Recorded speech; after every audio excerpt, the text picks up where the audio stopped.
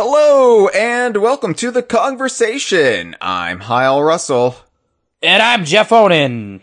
Jeff, a blessed Talk Like a Pirate Day to you. Oh yeah, that's coming up.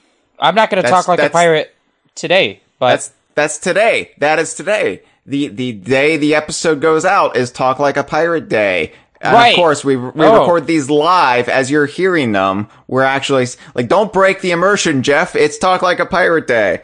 But Hyle, what if between now and then a major global tragedy happens and we're acting like we didn't know about it? Oh, well then this is the relief from that. This is the escapism that we desperately need to temporarily forget about said tragedy.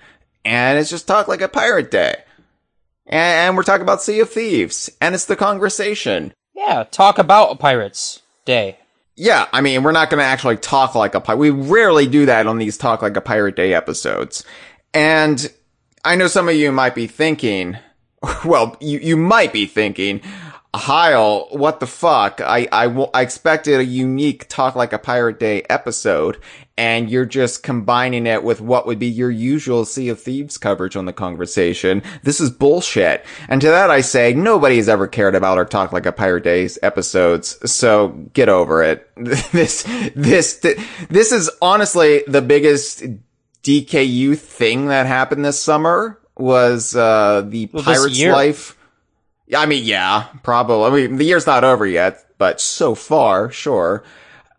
So I don't feel bad about using our Talk Like a Pirate Day episode card on this, because finally talking about the spoilers of A Pirate's Life, and there will be spoilers in this, so if you're not played through it, if you don't want to know what happens, tune out now. But yeah, this is, I think, justifiable, even if it's also just good timing that it's September 19th and it's time for us to discuss A Pirate's Life. But I'm going to have a drink right now, Jeff, because no matter what day we're actually recording it, it's a mostly made-up pirate holiday somewhere. So it's time for a drink. So I'm gonna have some a rum cider right now. Oh boy, I am also having rum.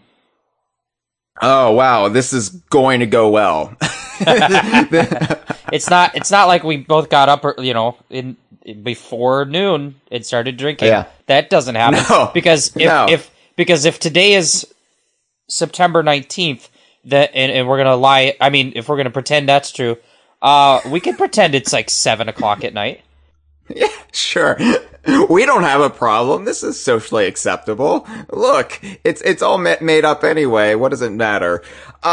Before we get into it, before we talk about pirates on this Talk Like a Pirate Day, I did want to plug once again that the Kongversation is on Spotify. That's right. We are now on Spotify. So if you just typed in Donkey Kong into Spotify and you found us for the very first time, you're like, oh my God, there's a Donkey Kong podcast. I had no idea. And you're wondering why we're talking about Sea of Thieves. Well, then I recommend you go back a few years to figure that out. But Sea of Thieves is part of the Donkey Kong universe. Welcome to the Kongversation. And thank you for following us on Spotify. That's right. We are now on Spotify, and you can just go to dkvine.com/Spotify, or just search The Kongversation in Spotify to find us that way.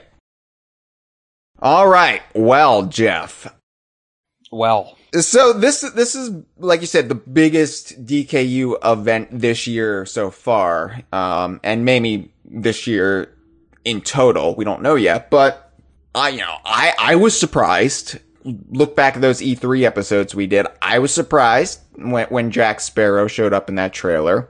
And yeah, I think one sentence backstory here, in case people have no fucking clue what you're talking about. We're talking about Sea of Thieves Season 3. Yeah. Which brought in a Pirates of the Caribbean crossover to that game. Sea of Thieves, which is a game. I feel like you didn't set that up for the listeners yet, so now they know. How far back do I have to set things up? Like Sea of Thieves, which is developed by Rare Limited, which is a studio in Twycross, which is in the Midlands of the UK. Rare has also made such beloved classics as Donkey Kong Country and Banjo-Kazooie, Battletoads, GoldenEye. Video games are basically kind of invented in the 50s, I think. And do you remember Pong? Well, yeah. Yeah, so we could classics. keep doing this. Let me explain the history of piracy to you, Jeff. No, I mean, at this point, I'm thinking highly of our audience, and I know that they know what a pirate's life is, and that Jack Sparrow is in Sea of Thieves. I mean, it's out there. We've talked about it on this podcast before, but okay. As I was saying, though, it shouldn't be surprising to us, right? Like, I mean, it shouldn't have been, but it was. And I think part of the reason why it was so surprising, is because, it's not something that Rare has done, bringing in, an outside intellectual property into their games. At least they haven't done it much since 1994, because 1994 is really the birth of what we think of when we think of Rare. It was the birth of the modern Rare. That's when they made the partnership with Nintendo and released Donkey Kong Country and rebranded as Rareware, which a lot of people still refer to them as Rareware. And that was kind of the shift away from that period where they were, outside of things like Battletoads, and doing more licensed games. We had Kev Bayless and David Wise here on the Kongversation a few weeks back, and they brought up the WrestleMania game that Rare did. That was the kind of stuff Rare did to supplement their income in addition to their own sort of IPs. 1994 marked a turning point, really, from that. With their partnership with Nintendo, they were just developing their own properties as well as working with Nintendo on theirs. So we had Donkey Kong Country, Killer Instinct, and, it just kind of spiraled from there. GoldenEye was kind of an exception there, and it seemed weird and incongruous. And then once they were done with GoldenEye, they immediately shifted to their own IP, Perfect Dark. They didn't, opt to do Tomorrow Never Dies or whatever. But 1999 was a little bit weird, because 1999 saw the arrival of a game that didn't seem true to that spirit. It's called Mickey's Racing Adventure, and it was released for the Game Boy Color on the very same day that Donkey Kong 64 came out. So it's kind of a little trivia bit that's been lost to history. Came out November 22nd, 1999, Mickey's Racing Adventure, which was followed by Mickey Speedway USA for the N64 and Game Boy Color in 2000 and 2001, respectively. And this felt incongruous with Rare at the time. I remember, the early days of DK Vine. And in fact, before DK Vine really got up off the ground, when we were still in the planning stages, and just thinking, oh, Nintendo has to be making them do this. Rare would never sell out like this to the man. We were Rare fans, and we didn't like them making Disney games. And, you have to think too, this was the late 1990s, and personally, I was not a Disney fan. This was the era before Disney became this sort of household pillar of entertainment that has something to offer to everyone. And it was mostly just, the people who make the Mickey Mouse, and, you've got then all their Disney Renaissance movies, like The Little Mermaid and The Lion King, and then diminishing returns, Pocahontas, Tarzan, Hunchback of Notre Dame. Tarzan, come on. You like those movies? I like Tarzan. It's got Phil Collins on it. Well, I don't mean to besmirch Phil Collins, but, that was just the era of Disney in the 90s, and I wasn't a Disney kid growing up. I kind of rejected all of the sort of things that adults would push on me, as I actually just recently brought up here on the Kongversation. So, I went with alternative kids entertainment. I was a fucking little hipster, and Disney was not part of that equation.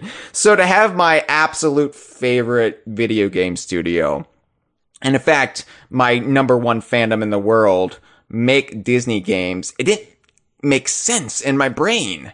And so because of that, Mickey's Racing Adventure and then the more well-known Speedway USA's just sort of became this anomaly in this era of Rare that I think everyone holds in high esteem, no matter where you align on the, fan spectrum.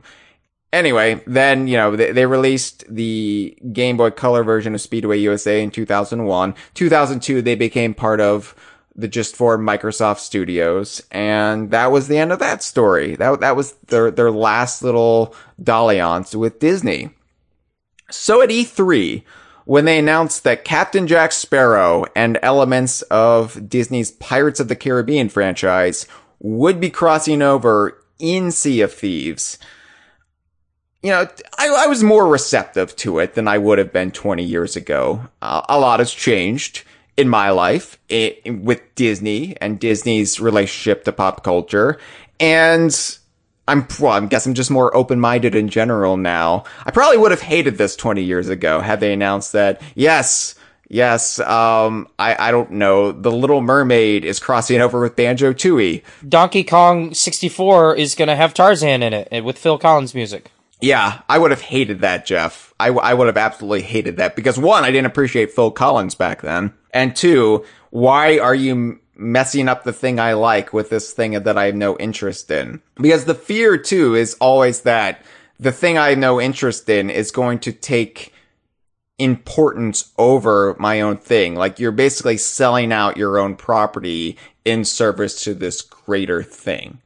This thing that's known by more people, that has like more market saturation, and that you're just going to make your own product look lesser by comparison by trying to ride this crossover opportunity. That's the fear, at least. I wasn't so afraid when Jack Sparrow showed up in that jail cell, in that brig in the trailer during E3. I was more intrigued than anything. I was like, I don't really know how I feel about this, but I'm sort of excited to see what they do with it. And a lot of that, too, is trusting the Sea of Thieves team, trusting the creative team. And they've earned that trust by now. Absolutely. Yeah. You would, in any lesser hands, I would have felt like this is probably going to be tacky. But knowing the designers at Rare, knowing their relationship to Pirates of the Caribbean and what it means to them, and their respect for their own IP, Sea of Thieves, I knew it was going to be done well. It was just a question of, well, what form is it going to take? Yeah, and I think we even played with the idea of how tacky it could be. When we were discussing all the alternate trailers that you could do, was it you and Dustin who came up with the idea of it being Austin Powers in the trailer? Because Austin Powers canonically has a time machine. So he could come to the Sea of Thieves if they wanted to get with who owns the Austin Powers IP. I don't know, but they could work together. They could do an Austin Powers in Sea of Thieves set. I'm thinking Five Tall Tales. You could have all of your classic characters like Fat Bastard, Mini Me, Gold Member. Yeah.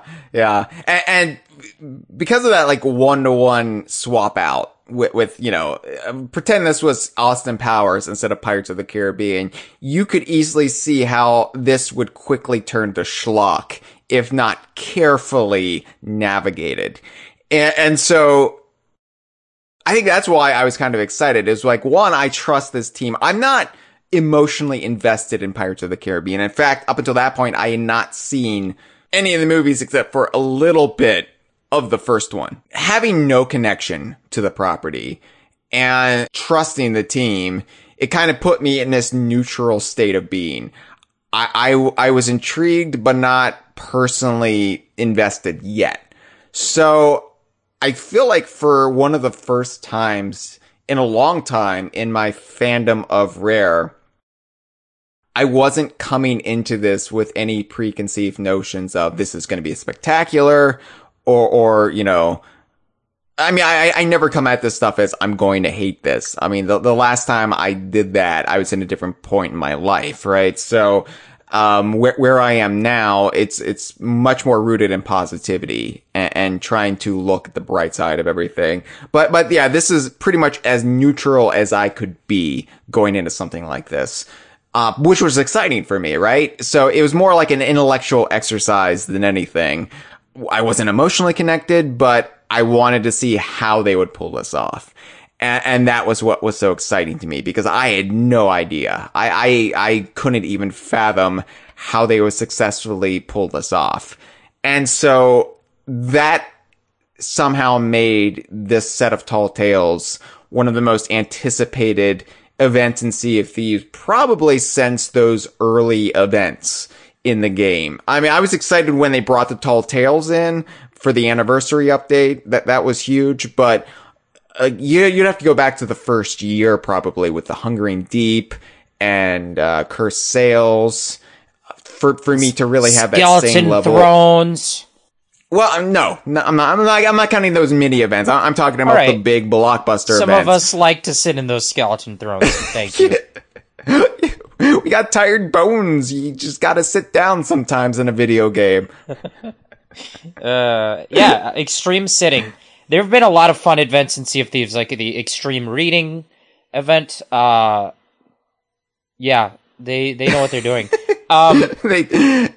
But I mean, yeah, this was probably the most I have anticipated something since we had to hunt that shark, or they had skelly ships in the game for the first time. Remember Wanda? You know, Wanda and she roused the fleet of skeleton ships, and you had to fight them at specific times of the day. Wanda, who her role in the shop was replaced by her sister, Wanda. Wanda with an O, which is probably the most rare gag in Sea of Thieves to this day. I hear people who only like look at Sea of Thieves from a surface level, and they're like, well, Sea of Thieves doesn't have the humor that I look for in a rare game. And I'm like, yes, it does. You're just not looking. You're not catching the nuances. That very same event introduced a talking skeleton parrot that used to be a human man, and one of his catchphrases is, I miss having wrists. Right. Salty and Wanda, with an O, kind of just sum up why I love that event, even if timing out my schedule was a pain in the ass, and I'm glad they don't do that anymore. I still hold those events in high esteem, just because they were big fucking deals. And, you know, the anniversary update probably added more enjoyment to the game on a pound for pound basis. Like, oh, you know, I'm getting more bang for my buck here.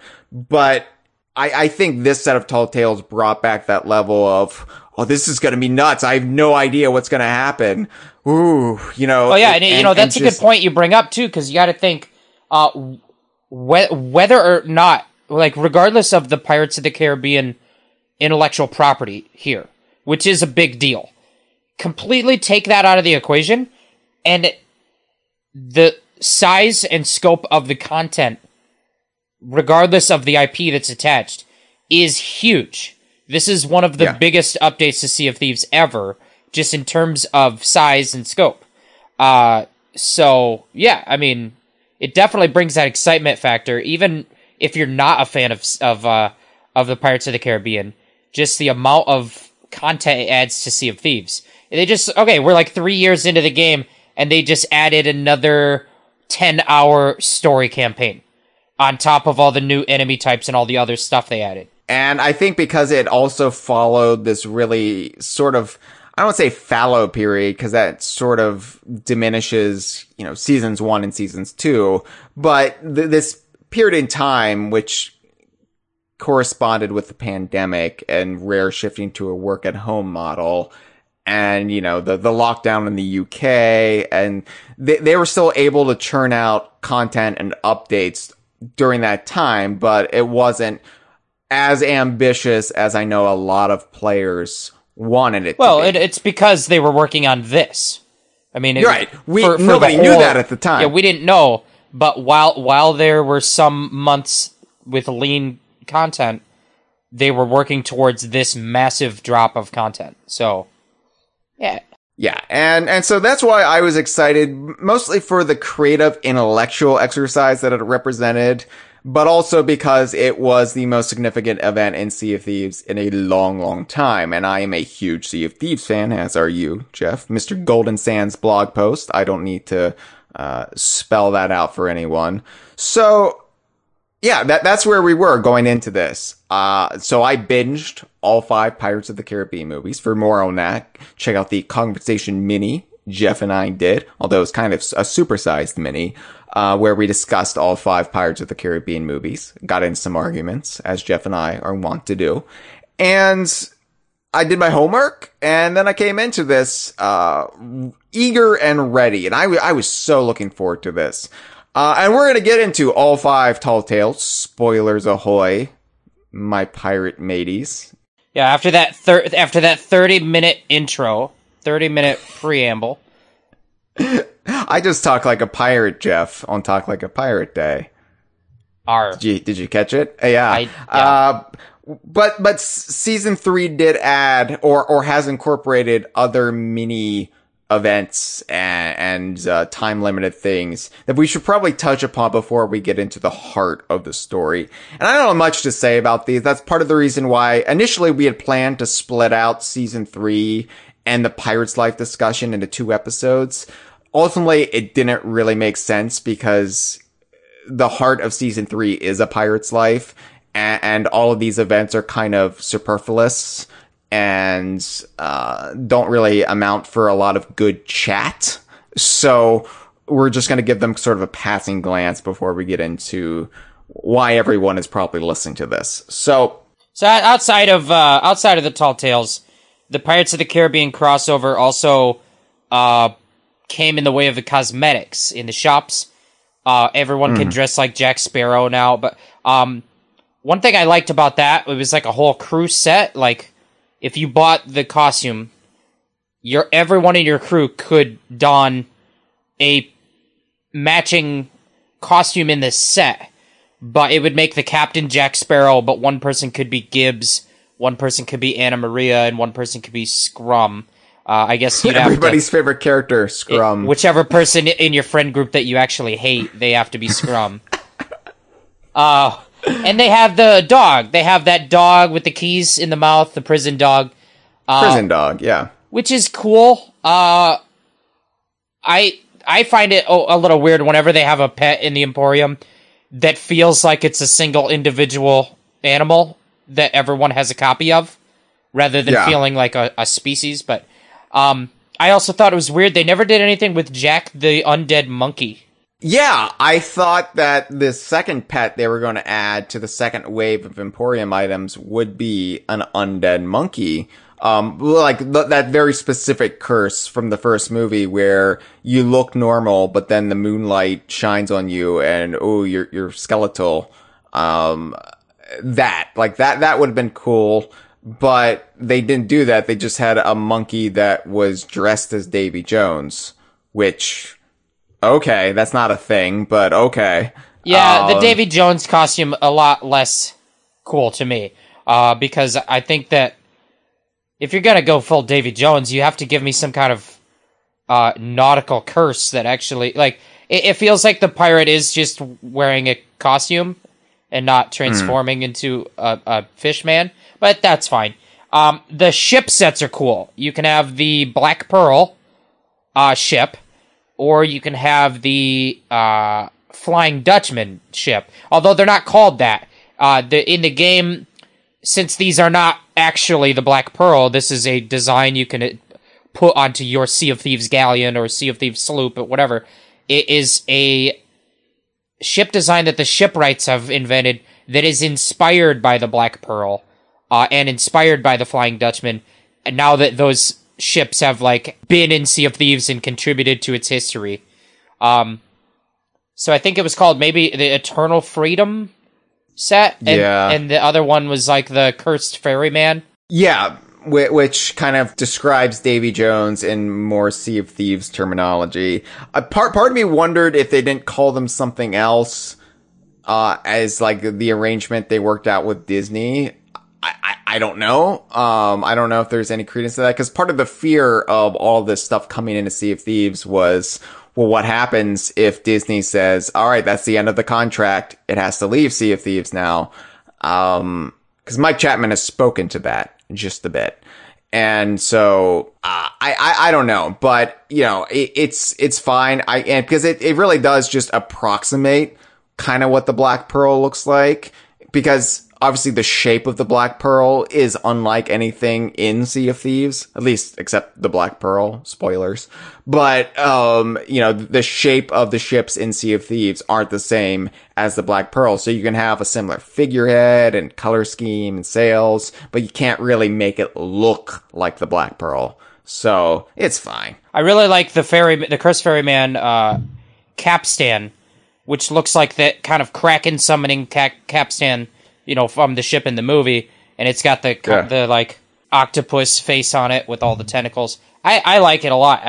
It gives me very Halloween vibes. I don't know. I watch a lot of Lovecrafty movies, so it just gives me this like cosmic horror vibe with the octopus face. It looks to me more like a Cthulhu face than an octopus, because it's got angry eyes. I don't know. Yeah. These cosmetics are cool. I think that having the prison dog instead of Jack the Monkey is our first little hint that the devs here are a lot more fans of the theme park ride than they are of the films. Although they obviously reference both, and we'll get into that as we go. But other than that, I don't have a lot to say about the cosmetics. I don't know about you. I named the dog Lice Key. Oh, because he's holding a key. But a dog has lice, but it's like a pun on the ice key, which is a DKU thing. Which, and Sea of Thieves is DKU, so it just like peanut butter and chocolate. And I named peanut butter and chocolate is what I named my dog.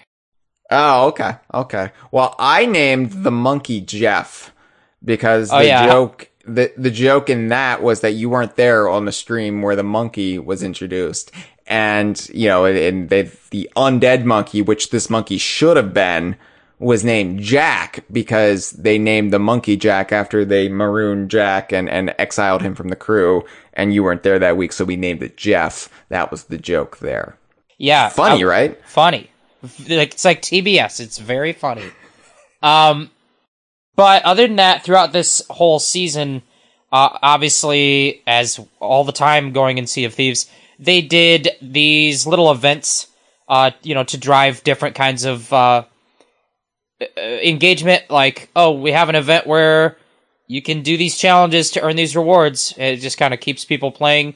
For us, we're going to play anyway, but it gives us something different to do throughout the months. But I think by the nature of how big A Pirate's Life was, the supplemental content that went along with it, like these events, was inherently a little bit light. It was not all that exciting in terms of anything big or different. Yeah, and that's fine, because you really don't want this huge distraction that keeps people from actually playing the new Tall Tales. Because, there are the people who play every day, and there's no pleasing those people, because they just burn through the content like that. But we, at least DK Vine's Stream of Thieves, we play once a week. I generally play once a week in this big 4 to 5 hour session on Sundays.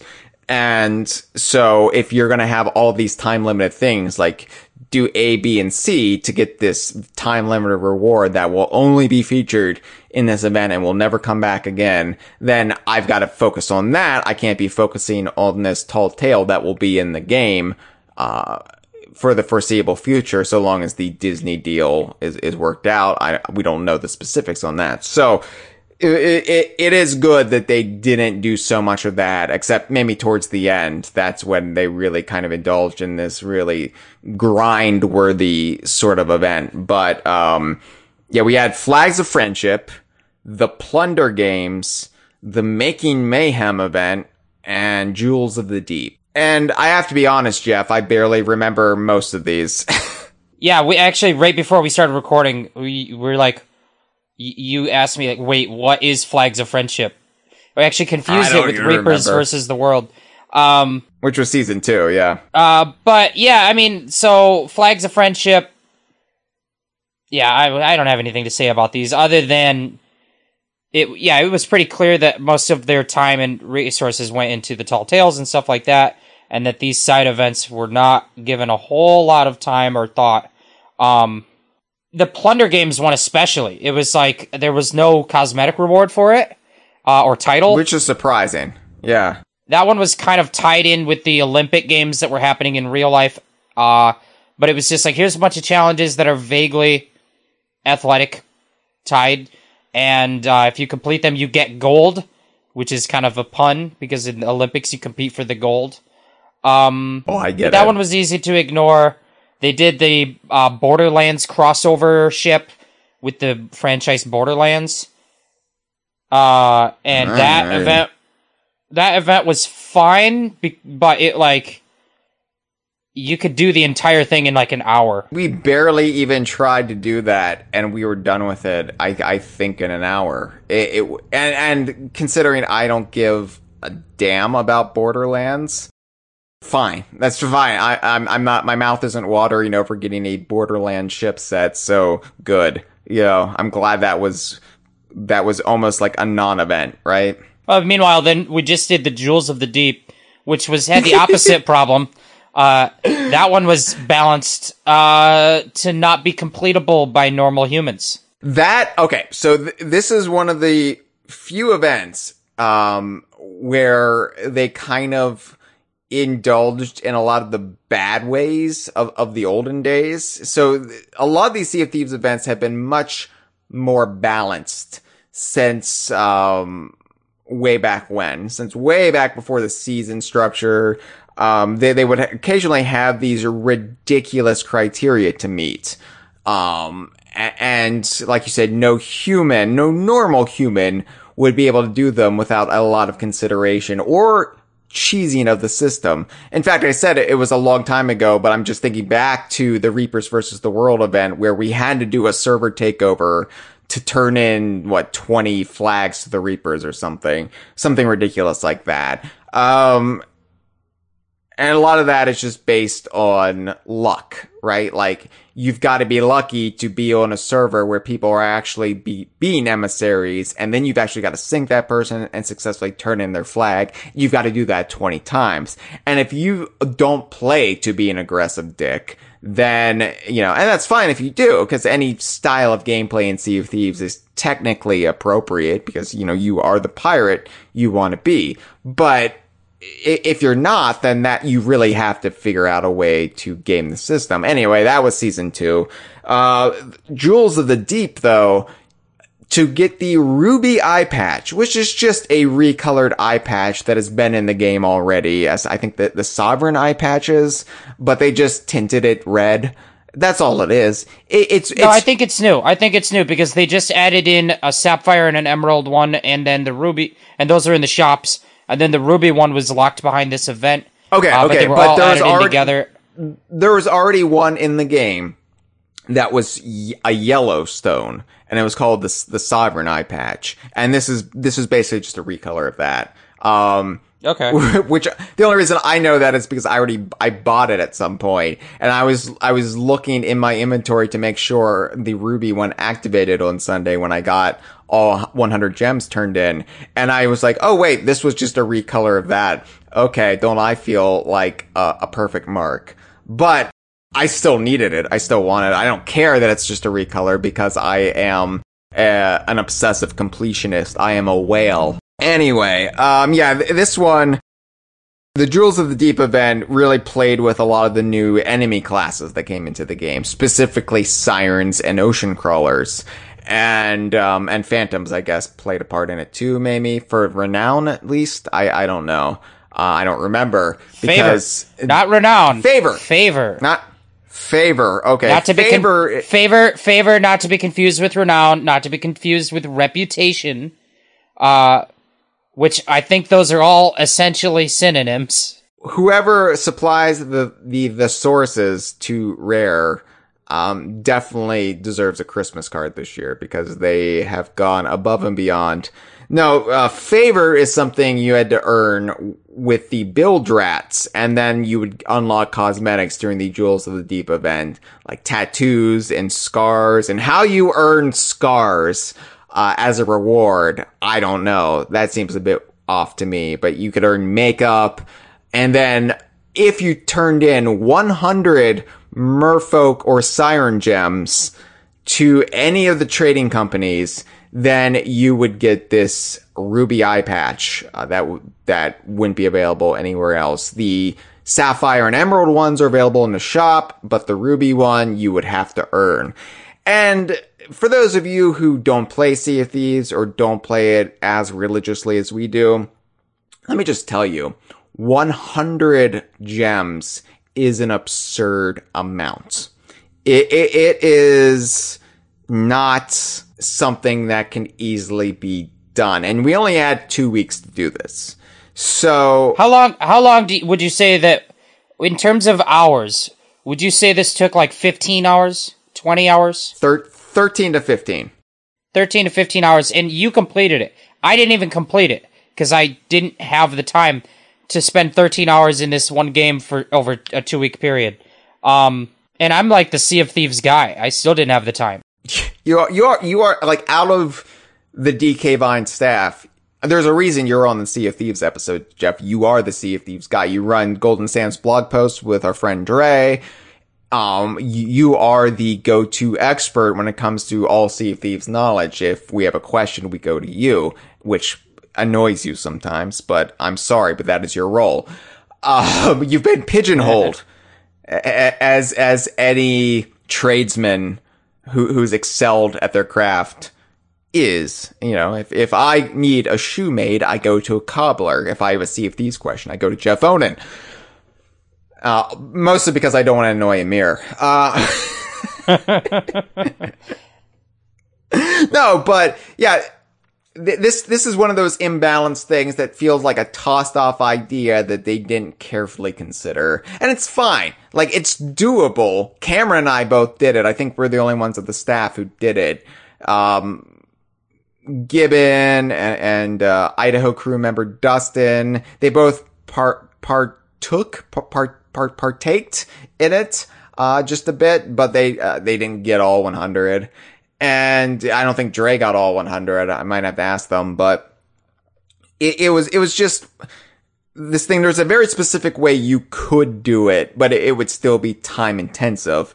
And that was doing Thieves Haven runs, which awards you gems over the course of the voyage. But even a Thieves Haven run might net you 20 gems, and a Thieves Haven run might take 2 hours to do. So it's just a time sink, and you had a better idea. RNG. It is RNG as well. You don't know how many gems you're gonna get. Yeah, it's Ruth Bader Ginsburg, and you're like, why don't you retire? You've got cancer. What are you doing? And then look where it got us. So yeah, Norm Macdonald died. Norm Macdonald died, and I'm like, he wasn't even on the Supreme Court, and I'm broken up about that. I didn't even know he was sick. The thing is that you had a much better idea about how to do this event, and we're not going to complain about this too much longer. We're going to get into the meat of this, but I forgot. But yeah, no, what they ought to have done, if you needed 100 points towards unlocking the eye patch, instead of it being like 100 gems, it could be 100 points, and sapphire gems would give you 1 point, emerald gems would give you 2 points, and ruby gems would give you 3 points. Right. Which would, on average, like double how many points you're getting whenever you find a gem. So it would have taken half as long. Yeah, I mean, like I said, I think that these events were put together probably with the amount of resources and time that this team had to do them. They couldn't, people complaining that they want them to be bigger and have, add original content. I don't think that this event team has those resources or time. Like you're asking them to do something they cannot do. Yeah. But at the very minimum, I mean, balance has been an issue. So I hope that they can work on that. I don't know if they play their own game, some of them, and that, because I wouldn't. I mean, the workday ends when the workday ends when you clock out. You know, you don't have to play your own game. But yeah, they've been pretty unbalanced. Hopefully that improves. That's really my only complaint is the balance, because I'm fine turning in merfolk gems. I like when they take things in the game and give me a drive to pursue them, where I wouldn't ordinarily be that concerned about them, because it freshens up the game. It allows me to refocus and celebrate a different aspect of it. But when it becomes a slog, and when it becomes this daunting, worrying thing for a completionist where I don't know if I'm going to be able to do this, that then negatively impacts my enjoyment of the game and my enjoyment of the event. And then I have a negative impression of it. Even if I do feel accomplished pulling it off, at the very end, it's still not something I really like, and I didn't like revisiting it with the Jewels of the Deep. But it's a minor quibble in the grand scheme of things. All right, so now that we're done with the 50-minute preamble, we can talk about the actual real meat of Season 3, which is these Tall Tales. Obviously, there was events. Obviously, there was cosmetics. Obviously, there's new gameplay that has affected all of the game that we're running into all of the time outside of the Tales. But the meat of the season, the main thing we did this season, that we will remember the season for, are the Tall Tales, obviously. There's a reason why on the title screen they didn't label this season as Season 3. They subtitled it A Pirate's Life, because this is the season. This is the draw. This is the appeal. This is what got so many more people into Sea of Thieves over the summer than before. Like, right, it's drawing in the Disney fans, it's drawing in the Pirates of the Caribbean fans, or just those who were Sea of Thieves curious but needed that little extra push. Or people who were Sea of Thieves players at one point but dropped off over the years. Maybe you thought that the game was kind of bare bones and you stopped playing after a month or two, and then you've come back. You know, it's never a better time to come back. You wanted more enemy classes other than the bare bones, and then you're like, oh, now we got some crab meat in here. Great. Man, I fucking love the crabs. Anyway, so Tall Tales impressions right off the bat. One thing they did, which was this was a little weird, but it makes sense, is right in the title screen, no, right in the like main menu. There's a tab for loading into the game. The normal one is like adventure mode. You could go to adventure mode, load into a tavern with your friends, but there's a different one that's just labeled A Pirate's Life. And you click on that, and the only difference when you select that one, because it doesn't just take you into a story mode that's separate from the game. The story mode is still in the game, like in the shared MMO world. But what that button does is, one, it automatically makes your crew a closed crew. So if you were brand new to the game, you don't accidentally choose an open crew and start playing with randoms. Whoopsie doodles. Oh no, what are we doing? Why is my own crew setting my ship on fire? Who are these people? I just got called a slur. Yeah. Why is Fart Slur 69 in my crew? What's happening? Then the other thing it does is it will load you onto the outpost, but instead of waking up in the tavern, as you usually do, you wake up from your drunken sleep and you have a note pinned to the table, and it's a note from Lorena that's like, here are the events that are going on in the game right now. You should check them out, you drunk idiot. And instead of that, you skip all that, and you load in at the outpost right at the beach, where there is now a brand new little landmark, a campsite with a mysterious castaway figure who set up a little shack on every single outpost. Who's not that mysterious. Well, she's mysterious at first, if you don't know, especially if you don't know Pirates of the Caribbean. Yeah. Well, she starts talking and you know exactly who she is, but okay. And this castaway camp, by the way, has been alluded to in previous seasons, previous updates. You've seen the slow construction of this castaway camp. And it's just one of those things where Rare and the team change things to the game's world, and you just have to notice them. It's not spelled out for you, but you can see the evolving game world, and it eventually leads to something. In this case, the castaway camp. So I think all of these efforts they went through, they've done a good job of this one specific goal, which is to make it so if you are a person jumping in to play this who has never played Sea of Thieves, we're going to remove some of the really obtuse obstacles that make it hard for you to engage with this. Because, like, in previous Tall Tales, it was a lot harder to figure out, like, where do I go? Where do I go to start my story? This one is like all 5 of the tales start right on the outpost. On any outpost you want, we'll give you a option in the menu to load right at that spot, and the castaway will just explain to you what's going on. And I think that's just one of the many little examples they did that just are making this really accessible to new players.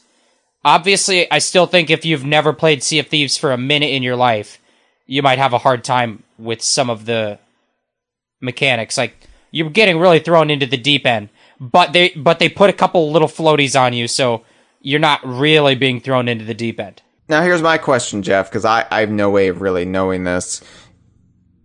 They put in the maiden voyage earlier on to kind of be the tutorial for new players. And in fact, you have to play it before you can play any of the rest of the game in the shared servers. With the advent of A Pirate's Life, do you still have to play a Maiden's Voyage first? I think so. I'm pretty sure. I can't know for sure unless I create a new character and delete my other character. I'm not going to do that. Which you wouldn't want to do. No. But I'm pretty sure you have to do the Maiden Voyage, which is the game's version of a tutorial, before you can load into anything, including A Pirate's Life. I could be wrong. That's just what I'm logically guessing is the case. So you do get some tutorial stuff, and then when you load into the game, like for the first time, as you go about, you still get these pop-ups. You get these tutorial pop-ups, like when you pull out a fishing rod, and it's like, oh, hey, you have a fishing rod? These are the buttons you press to fish. And like, oh, this is how a rowboat works, all that stuff. So, yeah, but enough about that. Castaway Camp, you start all 5 Tall Tales there. I actually, the way they had them all laid out next to each other, I was kind of wondering if there was going to be some non-linearity to the story. Yeah. Like, oh, they're all here right now. Maybe we can do them out of order. But no, they're 100% linear.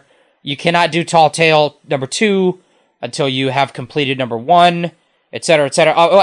As long as someone in your crew has completed it. You can skip ahead if your friend is there, but and then we get started. We start Tall Tale number 1, and the lady at the camp is all spooky. She is. We do have a call to take. We've got a call. It briefly touches upon Tall Tale number 1. It speaks kind of more to the general pirate's life in total. I don't know if they're as spooky as the lady at the camp is. That will be up to you, Jeff, to tell me. Let's take the call, and then we'll get into the first Tall Tale. Hello, Kongversation. This is Jebaha. Saw you guys were talking about A Pirate's Life. I guess I just wanted to give what little thoughts I had of it, because I haven't really played through the whole thing, actually.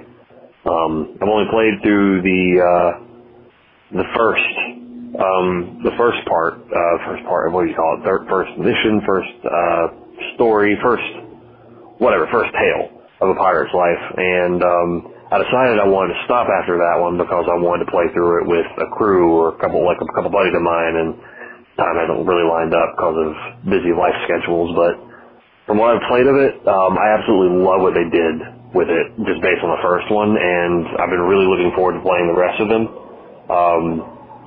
And I don't know, man, Sea of Thieves is just getting better and better, and I've said it before, but I want to thank you guys so much again for convincing me to pick up Sea of Thieves, and, not being really into online multiplayer as much. This has been still the most rewarding and fun online multiplayer game I've ever played in my life. Leave it to Rare. Have a good conversation, guys. Thank you, that wasn't Jebaha, spooky at all. for the call. I wasn't spooky. scared. I wasn't scared. There was one point where I backed away because I was like, maybe I should use this opportunity to go get on water, right? Because I've been drinking this rum and cider, and I'm like, I should probably hydrate at the same time. But then I was like, I should listen to what Jebaha has to say. So I did not back away out of fear. It was more out of thirst. So if anything, the call just made me thirsty. But it was fear that brought you back, because it was the fear of missing what they had to say. FOMO. Is what the kids call it. Yeah, Jebaha, I hope you get a chance to play the rest of them, because I think absolutely that first one definitely whets the appetite. Like that first one to me,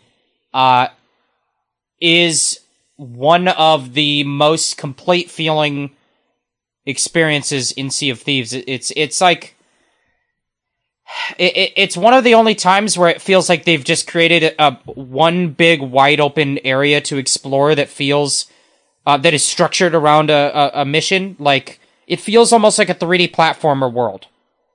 Yeah. And there's not a lot of places in Sea of Thieves that feel like that. I actually think the maiden voyage kind of feels like that. But a little bit, but yeah, this is more of more flat terrain, where the maiden voyage is kind of one of those islands that sort of goes upwards into the jungle, and it's got more nooks and crannies, where I feel like this, I think Cameron said it was structured like a Banjo-Kazooie world, and I really see that for sure. But yeah, I mean, good call, Jebaha, on waiting to play with a full crew. You probably want to do that. Especially the later Tall Tales, I really feel like you get a lot out of it by having all your buddies there. And so, and they're not all. This is, I think, an important point that we'll talk about in the second tale. But they don't all let you have your private little server instance to play a private story. So then it would be good to have friends with you, just in case something were to happen in the open world of the game. Yeah. Can I also just say, I really do not like that the whole story overall is called A Pirate's Life, but the first tall tale is also called A Pirate's Life. I wish it had a different name so that I don't get the two mixed up, because right now we're talking about playing A Pirate's Life, the first tall tale. But that is part of A Pirate's Life, the whole saga of Tall Tales, all 5. How do you think Rolling Stone magazine felt when they were reviewing the song Bad Company from the album Bad Company by the band Bad Company? So this is 1 degree less worse than that. So count your blessings, Jeff. Yeah, okay, so I mean, yeah, it's no Paul Rogers. We have Jolly Rogers, I guess, but yeah, this tall tale starts off immediately with one of the coolest things that this saga, this set of tales does, is you get to sail through a portal, and these portals are just like a thing now. There are these new rock formations, these mountains all around the map. There's 6 of them, because no matter what outpost you start at, if you want to do this tale, you're gonna have to sail through this rock formation that has become a portal. And so I think the implication is that the castaway magically raised up some rocks to create these archways. Yeah, they're definitely a little jarring that they all look identical and there's 6 of them just all around the map. Like, I feel like they probably could have gotten away with only doing 3 and putting them in between each, like, pair of outposts. equidistant between the two outposts of that region. Sure. But do you think they were making it like new player proof? Like they absolutely didn't want any confusion? 100%. That's exactly what it is. Although my suggestion is actually this. I would have made the Castaway Camp its own island. Yeah. And I would have put one portal near that island. And then I would have just had it that if you wanted to load directly into the Pirate's Life tab, you would load into the Castaway's Island instead of an outpost. That way you wouldn't be, like, cluttering up every outpost on the sea and cluttering up every region of the sea with 2 giant portals. I understand why they did it this way. It's very much, like you said, it's to make it new player proof. But... And also you didn't want a fulcrum point like the Reaper's hideout, where when this is new, everybody's going to be converging on this same island if that's where the Castaway is to start the Tall Tales. And that's then a good point. Yeah. So at least this spreads it out and reduces the risk of PvP encounters when you just want to start the Tall I have Tale. an even better solution for that coming in. We're going to talk about in the next tale, but this. Oh, okay. So with this tale, you got to sail through this portal. And now you are physically entering the Sea of the Damned, which we've only been having a taste of the Sea of the Damned in the past, which is where we go every time our player pirates die. You go onto the Ferry of the Damned that is sailing you through the Sea of the Damned back to life.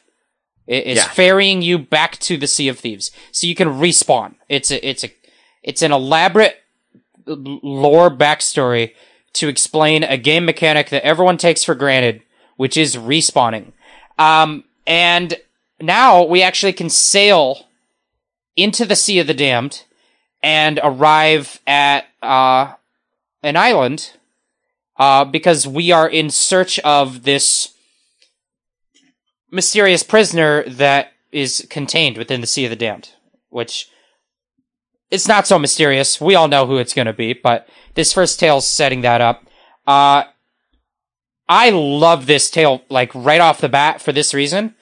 The atmosphere, the new kind of, visual look of everything, like the plant life in the Sea of the Damned is like purple instead of green leaves, is like purple leaves, and, just the art direction of this area, going through these spooky ghost caverns, I love everything about the presentation. Yeah, so I just have to be upfront about how I perceived this whole Tall Tale. So when we played this, I was really looking forward to this, right? And like I said, this was my most anticipated time playing Sea of Thieves since that first year of those big events.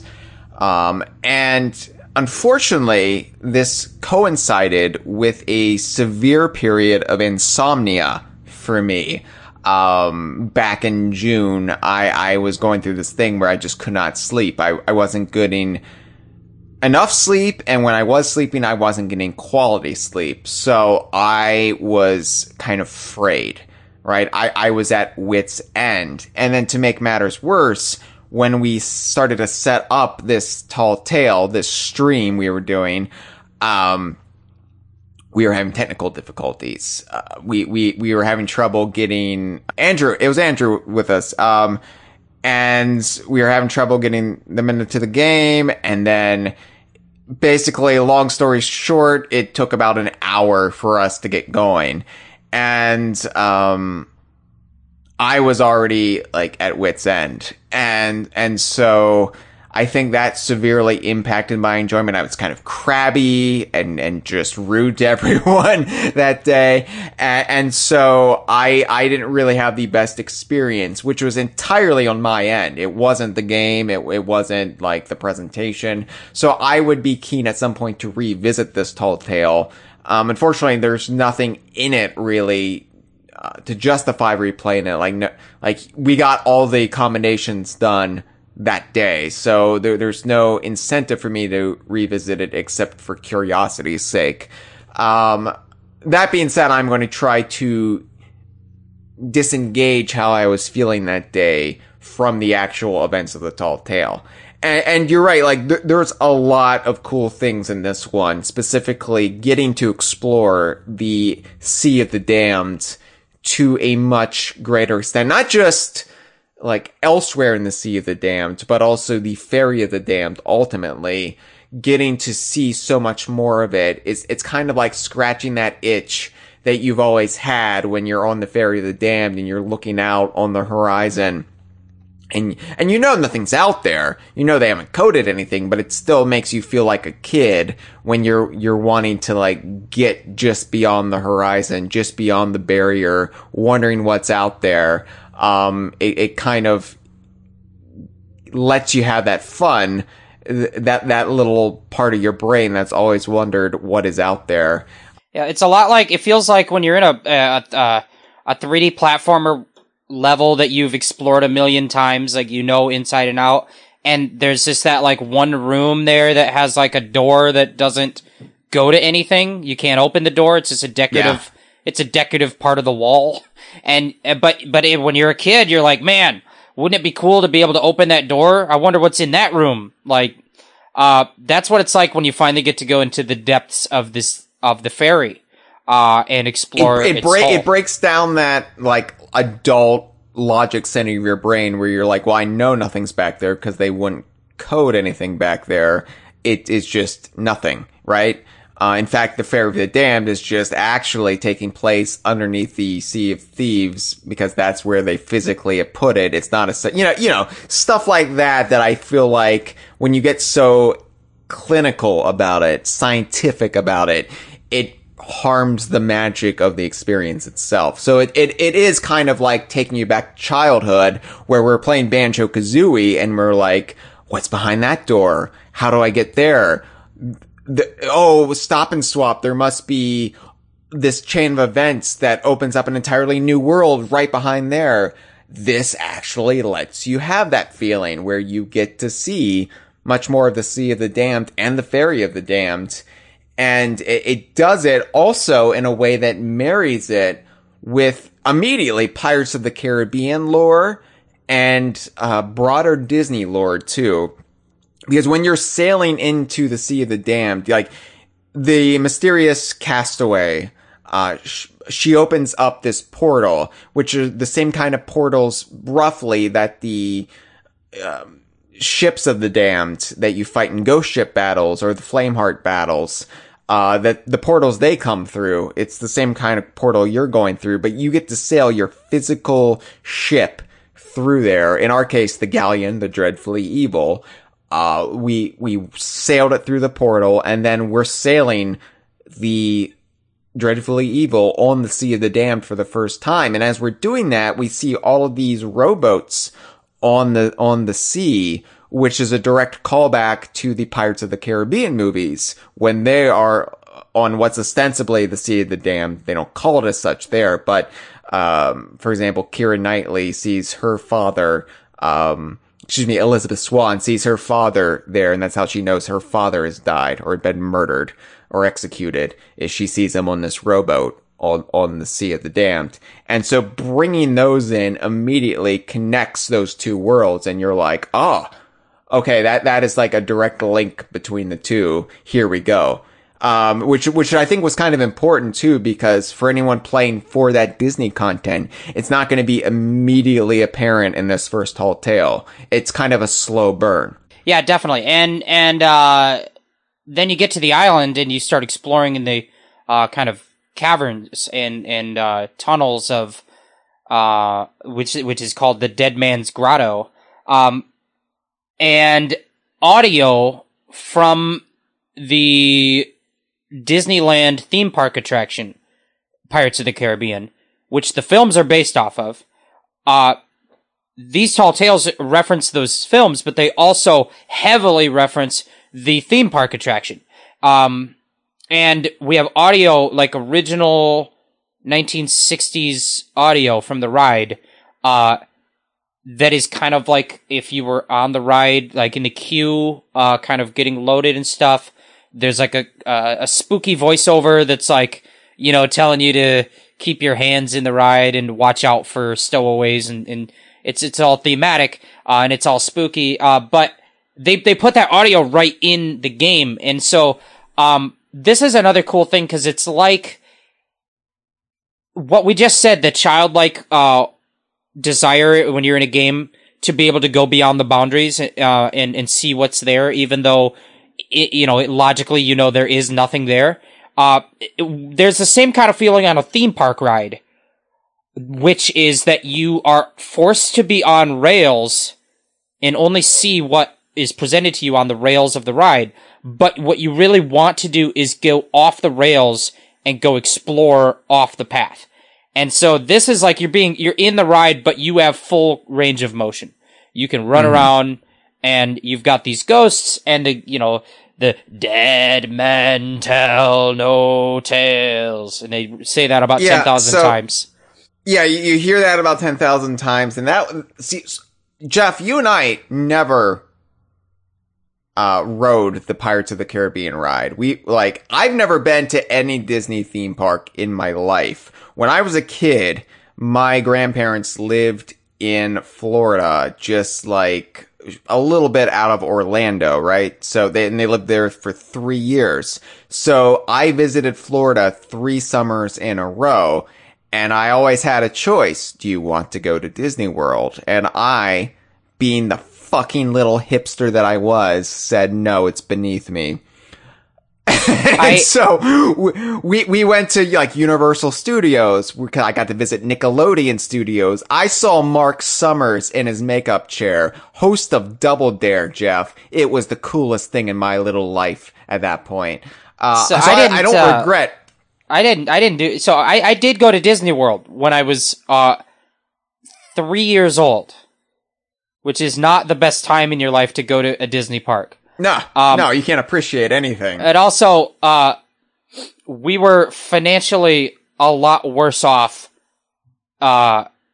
later in my childhood than we were very early in my childhood. The kind of economic slump of the early 2000s. And, going to theme parks and traveling across the country was just not something we did. It wasn't something we could afford to do. So I feel like, flying all the way to California, especially, like if we were going to go, it would have been Florida. But especially going all the way to California, it was just off the table. It was, we did much more low-key local things when we went on vacation, camping trips.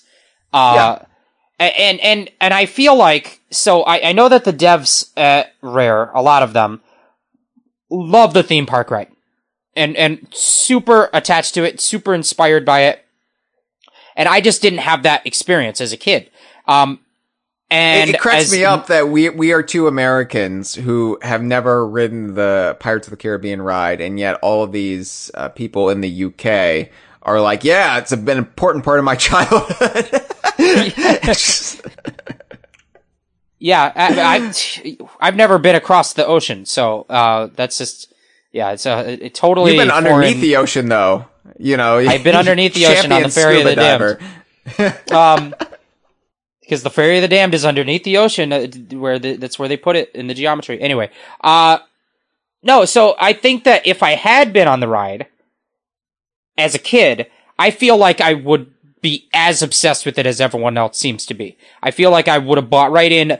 Everything about it, the kind of immersive world building aspect of it, is just something I didn't get to experience as a kid. And it's just, it's the kind of thing that made me fall in love with rare games like Donkey Kong Country, but it's a physical ride you can be in the world of. And I think that the closest I ever got to that, like the only experience that really is a similar feeling that I ever was able to do would be like a haunted house attraction, which can be a similar level of like live action immersive experience, which might be why today I'm a huge fan of horror media and horror films. And I think that maybe if I'd gone to Disneyland, I'd feel that way about these rides.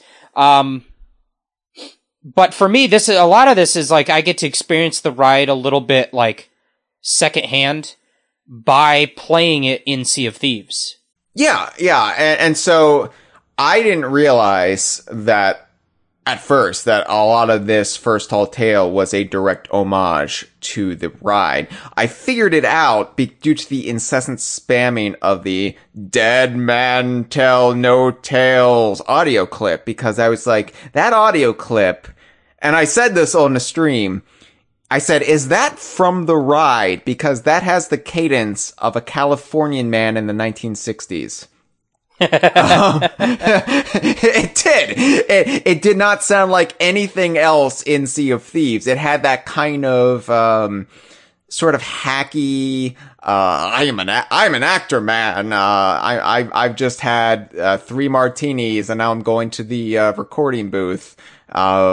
It had that sort of quality to it that really felt true to the Disney of that era. And yeah, that's how I figured it out. It was through that context clue. And like a day or two later, you actually linked me to the YouTube video of the ride itself, where I got to watch it as best you can on YouTube, because it's really hard to capture the immersion. Yeah, you don't have control of your point of view. You can't look around. So a lot of the like context is missing, but I got to actually see the Pirates of the Caribbean ride play out, which was, I think, invaluable towards at least me understanding what they're homaging here. That's not to say this isn't enjoyable if you don't have that context, but I think you do miss the enjoyment of seeing the dev team play out their love for the ride, without knowing where that actually comes into play. And they reference the ride a lot more throughout later tales as well. I think for me, it works the best here. In this first tale, in this grotto, with the spooky voiceover and the ghosts, it is treated with the right level of, like, self-seriousness. And not that I think that Sea of Thieves is a game that has to take itself super seriously. But when you're hearing the yo ho song 10,000 times on repeat and Carlos the mayor drowning in the well, that goes a little bit beyond the tone maybe that I think fits Sea of Thieves. But in here it works in the Dead Man's Grotto.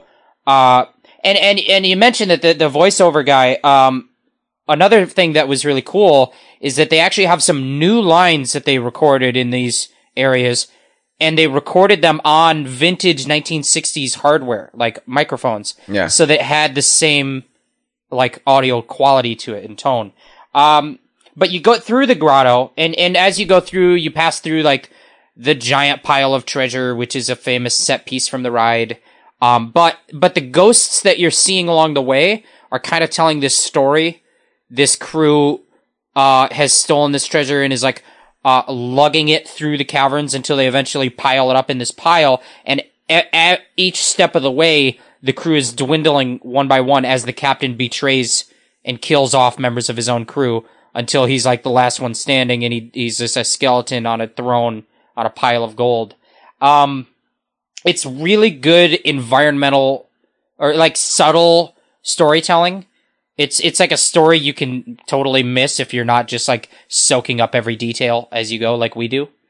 Yeah, honestly, I don't know how these would be received if you aren't like super attentive to the detail and trying to soak in every little aspect of it. Because I would imagine a lot of this just blows right by you, like especially the environmental storytelling. And it's also hard, I think, because Sea of Thieves is generally in a shared server. So you're always kind of keeping one eye, to the side. And so it's kind of hard to retrain the brain to just focus on the story being told. You're safe here, more or less, right? And it's a multiplayer. You have your friends there, and they're chit-chatting over the top of all the dialogue and everything.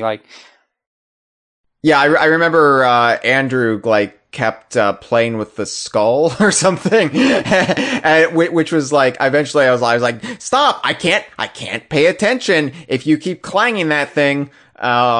So, like I said, I was very crabby that day. But yeah, I mean, it is a different way to experience the game. I don't think Andrew remembers that day because he had just had his wisdom teeth out. And he said afterwards, he's like, I'm going to have to do that tale again sometime because I have no memory of it whatsoever. Yeah. So, but yeah, it is like, it's one thing for us to experience it. I have to wonder, like, what the other Sea of Thieves players who maybe don't like get into the lore as much thought about this. But well, I think that even if they're missing out on like the full depth of details and soaking it all in, they're still getting vibes, atmosphere, visuals. I think that, you know, there's a lot to love here, even if you're not taking your time and not soaking it in. But you get through the grotto and you open up into the wide open little pirate town with the lighthouse and all these pirate shipwrecks and little buildings, and it's called Sailor's Grave. And it's this place where the lighthouse has been deactivated, and so ships that are arriving in the Sea of the Damned are just like crashing to shore because there's no lighthouse. And it's just a bunch of ghosts. A little ghosty town. So yeah, this is the first, for a couple things in Sea of Thieves, the first real town environment we've ever seen. You know, because we have the outpost, but they are outposts. They are not actual towns.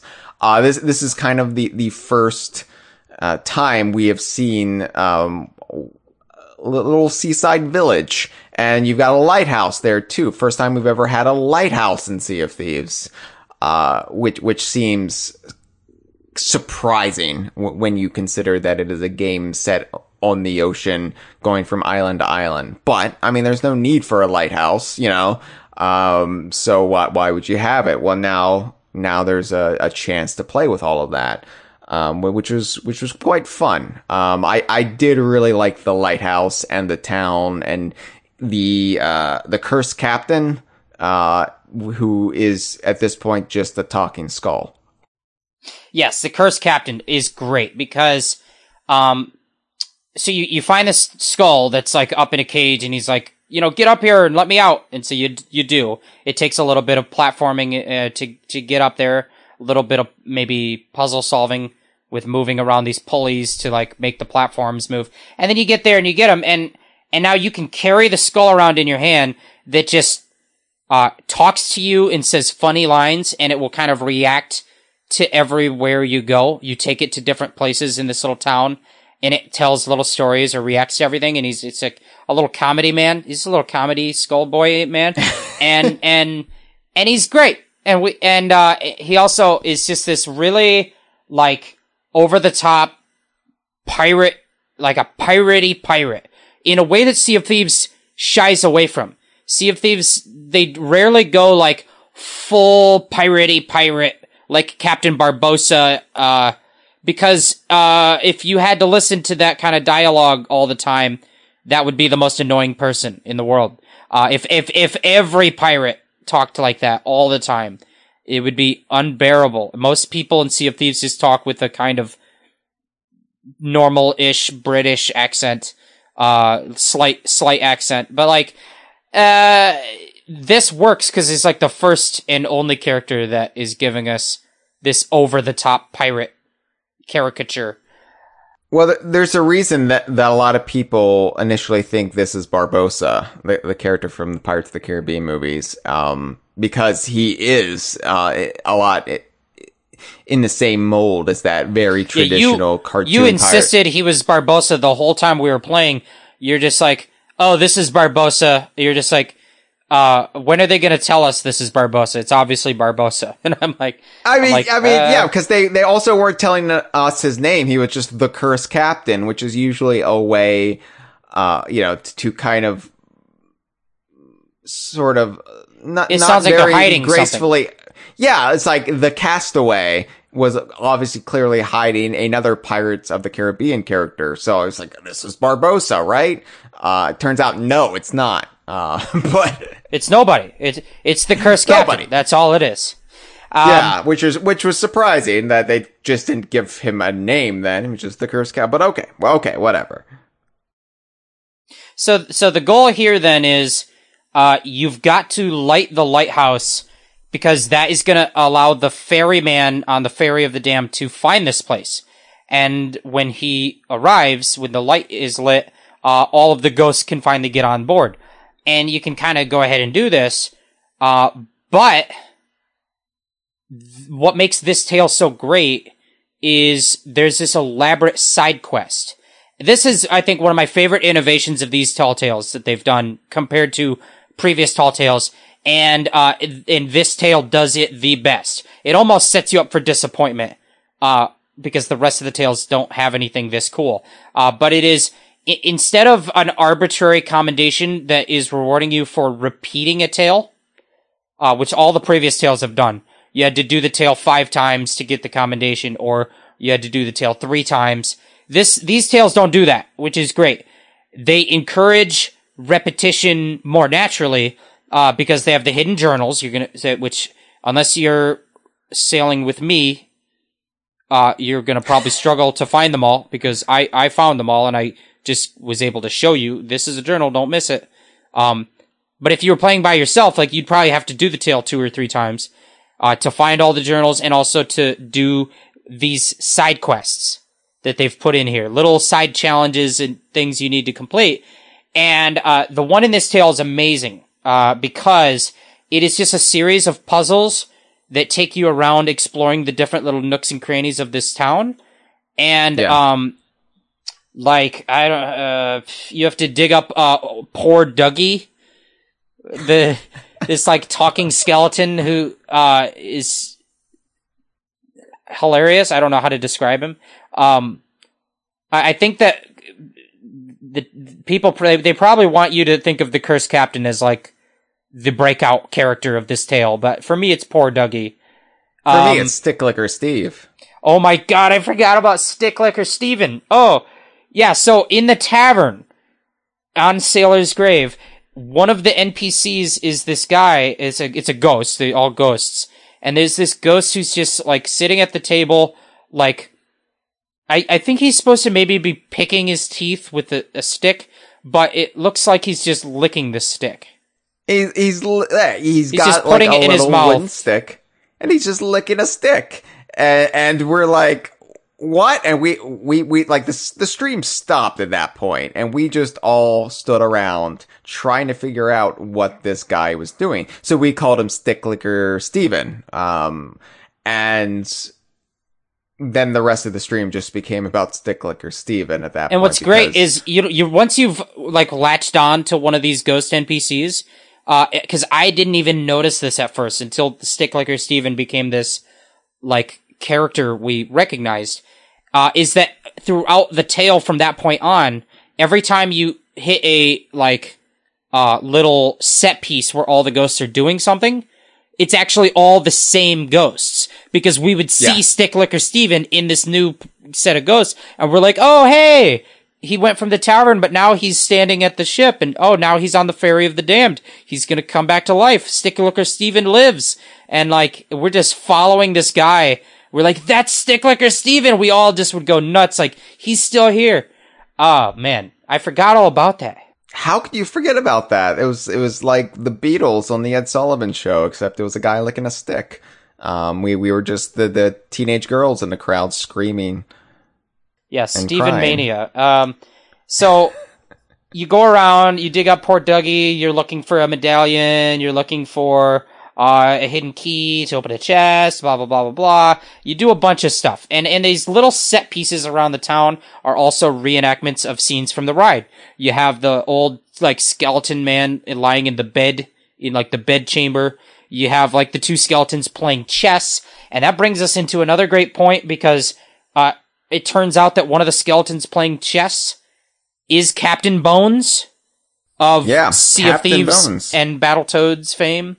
Captain Bones, who is essentially, I describe him to people who aren't familiar as the Mr. Pants of Sea of Thieves, because he started off as this internet invention, this promotional invention that Rare used on social media in the early days before Sea of Thieves was even released. It was Ask Captain Bones, right? That was their Twitter account. And it was, I think, mostly Greg Mails who was doing the Captain Bones account. And so Captain Bones kind of became this comedic figure, right down to the shit name, which is similar to Mr. Pants, who used to be the mascot of Rare's website. And so, Captain Bones does appear in Sea of Thieves credits, and he's referenced in game a couple times. It's like you can buy a tankard that was owned by Captain Bones, for example. But, there was still some question, does that count as a physical appearance? And we said yes back when Battletoads 2020 came out, because Captain Bones does appear in Battletoads, and then we're like, well, this makes Battletoads 2020 DKU. That was one of those controversial rulings we made, but I don't regret it. But here you go. Captain Bones physically appears, not in the flesh so much, but he physically appears in Sea of Thieves in the context of the game itself. And then his head explodes. So I didn't even get that this was Captain Bones at first. That kind of flew right by me. 'Cause he drank this, because we knew we had Captain Bones' like special rum recipe, right? And that you caught that reference, but it's yes. When we make him drink it that the dialogue spells out that was Captain Bones and who just did that. Yeah, and you just made his head blow up. Now this doesn't mean that Captain Bones canonically, well, he's already dead, but you know what I mean. Like it doesn't. He can come back from this, just fine. And if you follow the canon into Battletoads 2020, which I realize the most ardent Sea of Thieves fan would say, well, that's not, why does that count? Well, it counts for DK Vine, the DKU. So Captain Bones bounces back from this little setback of his head blowing up.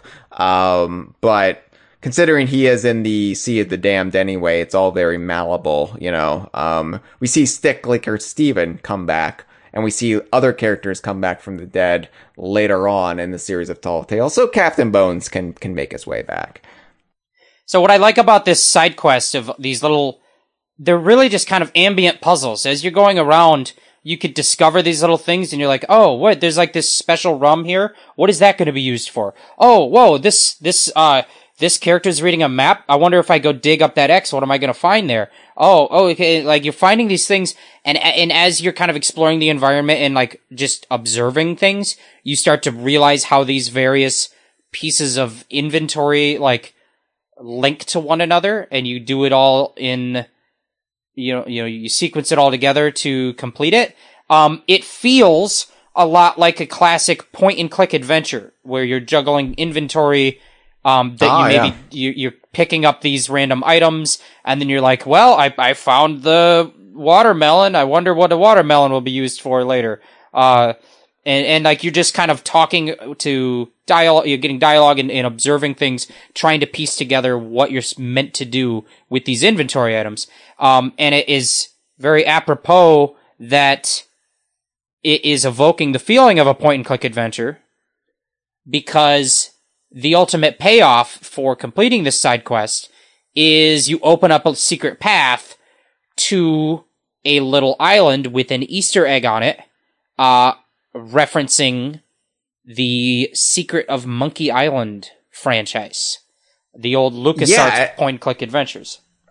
Yeah, which is, of course, now owned by Disney. And I wish I was a Monkey Island fan, because I know there is a strong contingent in our community, going all the way back to the founding of DK Vine, the old-timey staff who weren't me, loved Monkey Island, right? And I just never gave it the time of day. You know how I am, Jeff. But I know that a lot of the reasons people love Donkey Kong Country 2 for the thematic reasons, right?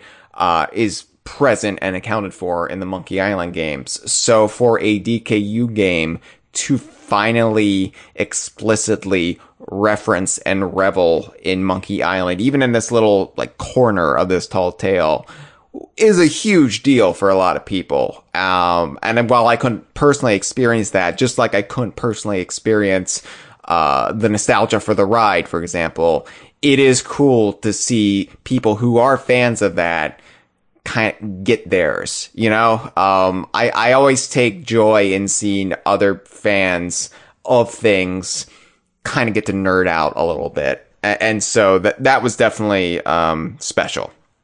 Yeah, and I think that in the long, like, lineage of pirate fantasy media, there's a certain heritage, there's a certain, family tree almost of pirate fantasy media. It all draws back into some of the same big pillar milestones of that genre over time, which does include the theme park ride of Pirates of the Caribbean, and it includes the Monkey Island game.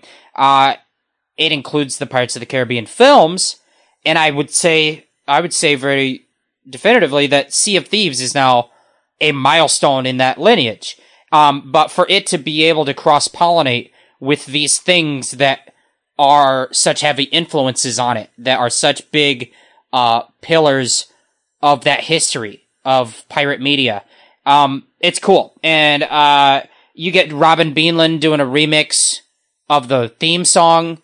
You get little journals to read that are explicitly tying in some characters and referencing stuff from the games, and then implying that that Guybrush Threepwood at least has made it a plan and an attempt to go to the Sea of Thieves. We don't know if he ever succeeded. It's cool, and when I said before that this side quest sets you up almost for disappointment with the future tales, this is part of it too, because the payoff for doing this long sequence of little, like, puzzles is not just like, oh, you completed the puzzles, check off that commendation. The payoff is you get to go to this little side island and hear this music remix and read all these journals and get all this lore. The payoff is this huge bit of, like, actual payoff. It's not just checking off a box in the commendation menu. And that it's so well executed. This is probably maybe the best tale in terms of just a complete satisfying experience in a cool, like, little area and well designed, well laid out, explorable location. It's funny you say that, considering the headspace I was in. This was the tall tale I actually enjoyed the least. Intellectually, I see it. Emotionally, I enjoyed maybe 3 of the other tall tales way more than this. It just cracks me up how much of it is just down to how you were feeling that day, what kind of headspace you were in. But I do see what you're saying, Jeff. I don't disagree with you. It just emotionally, like, the second tall tale, because I had a good experience, which I realized a lot of players didn't, just beat out this tall tale by a wide margin. It just one of those things. But I feel like the Monkey Island stuff also set some people up for disappointment, specifically Disney fans who are coming into this, and then they saw there was, in addition to the Pirates of the Caribbean ride and film references, there was this Monkey's Island thing. So all of a sudden, like, all of Disney becomes up for grabs, right? Like, are we gonna get some Peter Pan stuff, some Captain Hook stuff, Neverland? Not the realm, not the Michael Jackson ranch. Are we gonna get, I don't know, Little Mermaid? Is Ursula gonna be in this? No, it's not. Which I think suits me just fine, because I feel like they picked and choosed what references and what franchises to reference. They were in some ways very conservative about it, you know? And if this was just, an all hands on deck, everything from Disney that we can get in here, we're going to get in there kind of smorgasbord, then I feel like it would have detracted a little bit from the story they were telling. Absolutely.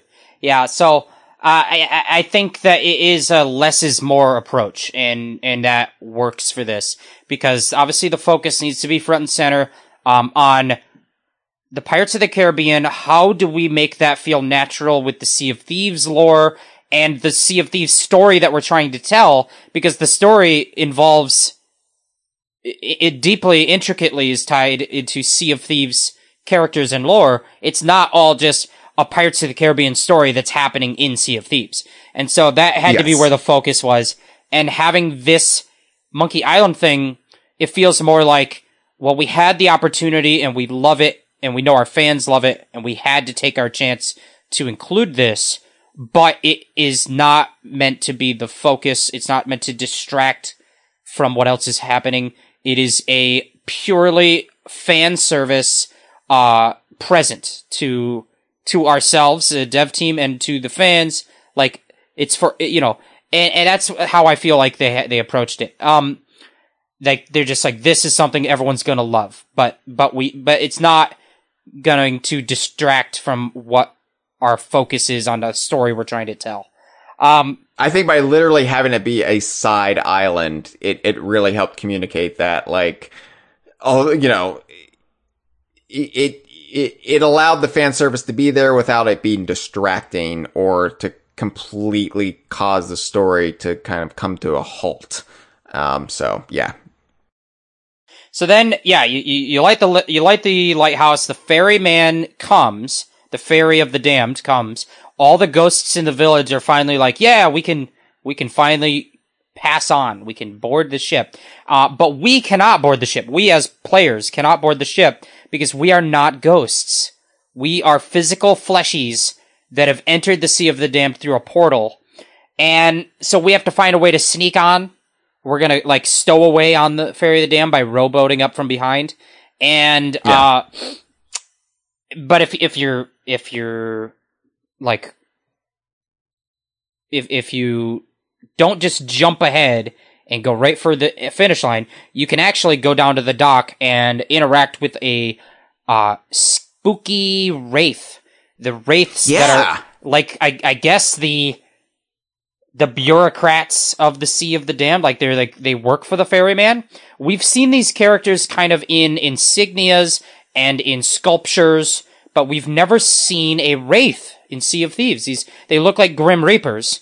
And they that have to really be Grim Reapers. Yeah. It's exciting. So, you know, the way as you said, bureaucracy of death works in not only just Sea of Thieves, but let's go broader into what we call the Donkey Kong universe or the shared rare universe. We know there are multiple Grim Reapers. There's one in Grab by the Ghoulies. Of course, Greg, from Off of Conquer is more of the animal catcher, dog catcher of Grim Reapers. And this really kind of helps connect those dots a little bit. Well, what's the ferryman then? Well, he works with these wraiths, which look like Grim Reapers. So that was kind of one of those finally moments where you get a little bit of continuity massaging there. Because we know the ferryman made a deal with Ramsey, the pirate lord, to basically save the life of pirates who were in the Sea of Thieves and have this continual cycle of death and rebirth. So you're kind of circumventing the natural order just a bit, which is also how they would later introduce Davy Jones, who is a similar character in the Pirates of the Caribbean franchise, but I'm jumping ahead.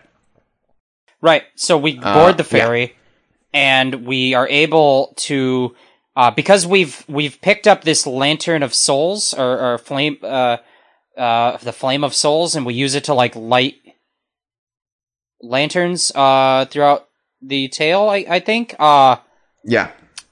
Then you use it to light the Well of Fates on the ferry, which just overloads the system and blows it up, and then we have a way to access the lower decks of the ferry. You blow a hole in the grating of the Ferry of the Damned. You can now finally go beneath decks. And we weren't even sure there was anything beneath decks beforehand, but here we go. It was such a cool moment, right? Like I said, it's kind of like indulging in that childlike sense of wonder, like, oh, I wish I could explore the whole Ferry of the Damned. Here we go. You get to do it here. This is, I mean, for me, an even more exciting payoff than the Monkey Island stuff. Not being a Monkey Island fan, I didn't really get anything personally out of that. But being a Sea of Thieves fan and playing the game in different permutations since 2016 to finally get to explore the entirety of the Ferry of the Damned, it was the highlight for me. Yeah, so it's not the highlight for me because I just love the whole island to explore before that, and getting to the ferry part is just like. I'm not saying I didn't enjoy that, but yeah, no, as far as the fan servicey part of it, this was the fan servicey part of it for me. Right. Yeah, and then we do get the big payoff that was not a surprise at all, but it's what we've been building up to, which is that the prisoner in the hold of the ferry is Captain Jack Sparrow, and we're gonna release him. We're gonna meddle in the ferryman's affairs, and he's not happy. And what happens? Immediately bad stuff, because we get attacked by the Flying Dutchman with Davy Jones, and Jack Sparrow has some kind of artifact, a golden thing that, when he arrived on the Ferry of the Damned in the first place, the ferryman was like, whoa, you have that shit? That is dangerous. So he locked him up, and we come in and we release him, and the very first thing that happens is Davy Jones shows up and steals it. Which is bad. We just don't, at this moment, we don't know what it is, why it's bad, but also Jack Sparrow falls off the ferry into the Sea of the Damned, and so we didn't even get to rescue him. Like, that guy's gone. I feel like you're bearing the lead a little bit there. Jack Sparrow is dead. He died. Oh yeah, he's a ghost man. He has died. Yeah. In the Sea of the Thieves. Yeah, so that's why he was on the Ferry of the Damned, is he died, and then he got locked up because he has this device that the ferryman was like, that's no good. You're a problem. Can't let you come back to life. So he locked him up. And then at this point, yeah, Jack Sparrow falls into the Sea of the Damned. What becomes of Jack Sparrow? Well, we have to wait a little bit longer for that. We return to basically the ferryman's like, all right, I'll allow this. I won't hold it against you this time, you know, and we take him back to our ship, right? I forget how it ends. We'd have to go back to our ship. We wouldn't just go back because we're still alive. So does he just drop us off at our ship and tells us to get out? I think that what happened was, you know, I should remember because I have played all of these tales 10 times, compared to your 1 times. But, what I think happened was you go through the ferry door and you respawn back on your ship, which is still in the Sea of the Damned. And then we sail back through the tunnels of the Damned, back through the portal. I think. Okay. Yeah, I should know that. Because it's a little bit more complicated. Yeah, because your ship is still in the Sea of the Damned, and you're not technically dead, so you can't just go back through the ferry door as normal. But basically you get back to the Sea of Thieves. However it happened, we don't really remember. But that's the end of the first tale. And the second tale, takes a completely different route. And in fact, aside from, 1 or 2 major things, is more homegrown lore than the first one was, where this is mostly stuff spinning out of Sea of Thieves versus, you know, let's take a meandering tour through Disney. And that's the Sunken Pearl, which, if you can't gather from the name, is referring to Jack Sparrow's ship. How did Jack Sparrow die? Well, his ship sunk. How did a ship sink? Well, we're gonna find out. Right, and so we went to the sea to try and rescue this prisoner, because they might be the only way we can stop some vague impending doom that we don't yet know the details of. And we lost that guy. We just lost him in the sea. So the next step is, well, maybe we can go explore his shipwreck, where the ship went down, because the Black Pearl shipwreck might have his famous magic compass. And that's the next step. We're going to go look for his ship. Because if we have the magic compass, we can be pointing to our heart's desire, which can help us get back to Jack Sparrow, maybe, potentially, and solve this conundrum. So, yeah, the Sunken Pearl Tall Tale takes place in the shared server of Sea of Thieves. It takes place on the map. You're not going to this little corralled area where it's just you and your crew. This is somewhere. Is it always the same spot on the map, or does it? Yeah. Okay. Yeah, there's a location in the southwest of the map, past Old Salts Atoll, that is just like where this underwater area is. And this, for me, is the big news item with this tale, is that they kind of advertise these tales, I think, a little disingenuously. I think that maybe they lean too heavy into the notion that, look, we've got portals that let you go to a private server instance, when in reality only 2 out of the 5 tales utilize that. And I think a lot of people kind of, whether, I don't think that they outright lied or anything, but people got the wrong impression and assumed that every tale let you and your crew go to a separate story mode instance and be left alone to your own devices. And it's not true. And in fact, you can, and probably did, get attacked by other crews while trying to do this, and that can leave a sour taste in anyone's mouth. But more importantly was that, especially during that first week or two of the update, in this tale being so early in the sequence, it became a bottleneck point where everyone on a server was trying to do the Sunken Pearl tale at the same time. But you all have to go to this one location, and if you're running into other crews at that place, it breaks the tale, because you'll be progressing through a room trying to solve a puzzle on how to progress to the next room, but a crew just came through 10 minutes ahead of you and solved all the puzzle, and now the door doesn't open, or like everything's already open, or whatever. And it really killed that experience for a lot of people. Or people, there were people going there and just spawn killing you. Like, they'd go to the spot, especially because you go through one sequence, and then you go back out into the open sea, and you go into another sequence, another tower to explore. But in that moment, you loop back on the location. Like, you loop back to where people who are earlier in the tale will be coming in.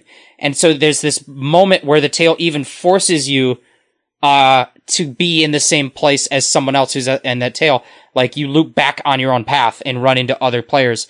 And it was just, honestly, it was a clusterfuck. And I think it should have been seen coming. But that being said, after a few weeks, it is loosened up. Like, less people are trying to do it all at the same time. Now, the odds of 2 people trying to do that tale at the same time are very low. Yeah. So when we did it on stream, which was my first time doing it, we didn't have the problem, although we got there before another crew did. So that crew was having the problem that all these people were having, except we were causing it for them. And there were a couple of points where we were like, I think we just need to hit a checkpoint and server hop, but we stuck through it. And it worked out fine for us, but we could hear this other crew behind us, and occasionally they were shouting out to us, and we were having some back and forth discussion, some discourse as we were going through. Ultimately, they did sink our ship topside, but it's okay because we stole their ship. So that was fun. I think, but in the end, it kind of worked out. Although I also think it probably kind of didn't, because if you look at the numbers for like tale completions, there's like a drop off after this tale. There's a big drop off after the first tale. A lot less people completed the second tale than the first tale, and that's naturally going to happen. You're going to have people who drop off. But I think that the way that they made it made people drop off. And it probably turned away players that would have become Sea of Thieves players that hit this frustration point and quit playing Sea of Thieves forever. Because they came in as a brand new player, this is the experience they had, and then they said, this sucks. And it's a real shame, because this is my favorite tale out of these 5. I said that the first one I said might be the best one, but that's actually my second favorite one. This one is my favorite tale, and I love everything about it when it goes off without a hitch, but just the fact that the way it's built basically makes it impossible not to break it if another crew is there at the same time. It's frustrating. So I just hope it's like a learning opportunity, because it's really avoidable. And more than that, what I really wish they would have done is just made it a private server like the other tale. And, I think that in the future, they ought to make every tale that way, because I love the shared world of Sea of Thieves, and I love that the chaos that other crews bring to a voyage. But when you're trying to soak in dialogue, and you're trying to search for journals, and you're trying to solve puzzles, that is not when you want another crew to be harassing you. It doesn't add to the experience ever. It 0% adds to your enjoyment. In a normal voyage, being attacked can add to it. In a tall tale, it cannot add to it. It can only take away from your fun. And I hope they just don't do it again. Make them private. In an alternate timeline, this would have been me. Like, I would have been so soured based on what happened to us on this tale that this would have been my least favorite. It took me 6 tries. Experience. It took me like 5 or 6 tries. Oh my god. To complete it my first time. Cause I was trying to complete it on the day it launched. And, oh my god. And literally we got to a point where we would have 3 people load into 3 separate servers and all sail to that location, just hoping that one of the 3 of us would find it where no one else is there. And if they did, then we'd all join that person. And it took so many tries. It was, it was tough. But we did finish it, and it is my favorite tale. So I think it's my favorite too, or it's at least tied right up there with my favorite. This is, aside from the shared server stuff, this is, I think, a spectacular use of like stuff that we have been wanting to see in the game, of stuff that we're finally getting in the game, both mechanically and lore-wise. And it's also just unlike anything we had seen in the game up until this point. This was exciting, and I did this with you, Cameron, and Dre, and it was just, it was good fun from beginning to end for me. And also I'd slept. I think it's the exact right. Yeah, that's a good thing. I think this adds just like the right amount of like, there's a little bit of puzzle, there's a lot of lore, there's like a good mix of like combat and these big set piece moments. It's like a little taste of everything you want. And it is the one I go back and forth on naming my favorites with these, because I think some of them are absolutely excellent as a one-time experience that satisfies you, but is not fun to replay because you've gotten out of it everything you want to get out of it. This is the one that I will replay. Like, well, this one and the 5th one. But this one is my favorite to replay. And it's because like all of the little combat moments are super satisfying. These like kind of almost like boss fight set pieces. And also I just adore the siren lore, the siren queen, and the coral locations that we're exploring. The Siren Citadel, the Siren Spire. Is this the Sunken Kingdom? Is that the name of this place? Or yeah, so any place with underwater siren structures is like, that's part of the Sunken Kingdom. And so we explore and we find the Black Pearl, but the voice, the disembodied voice, this voice kind of psychically calling out to us in our heads of from an unknown source, lures us into these siren structures, only to spring a trap.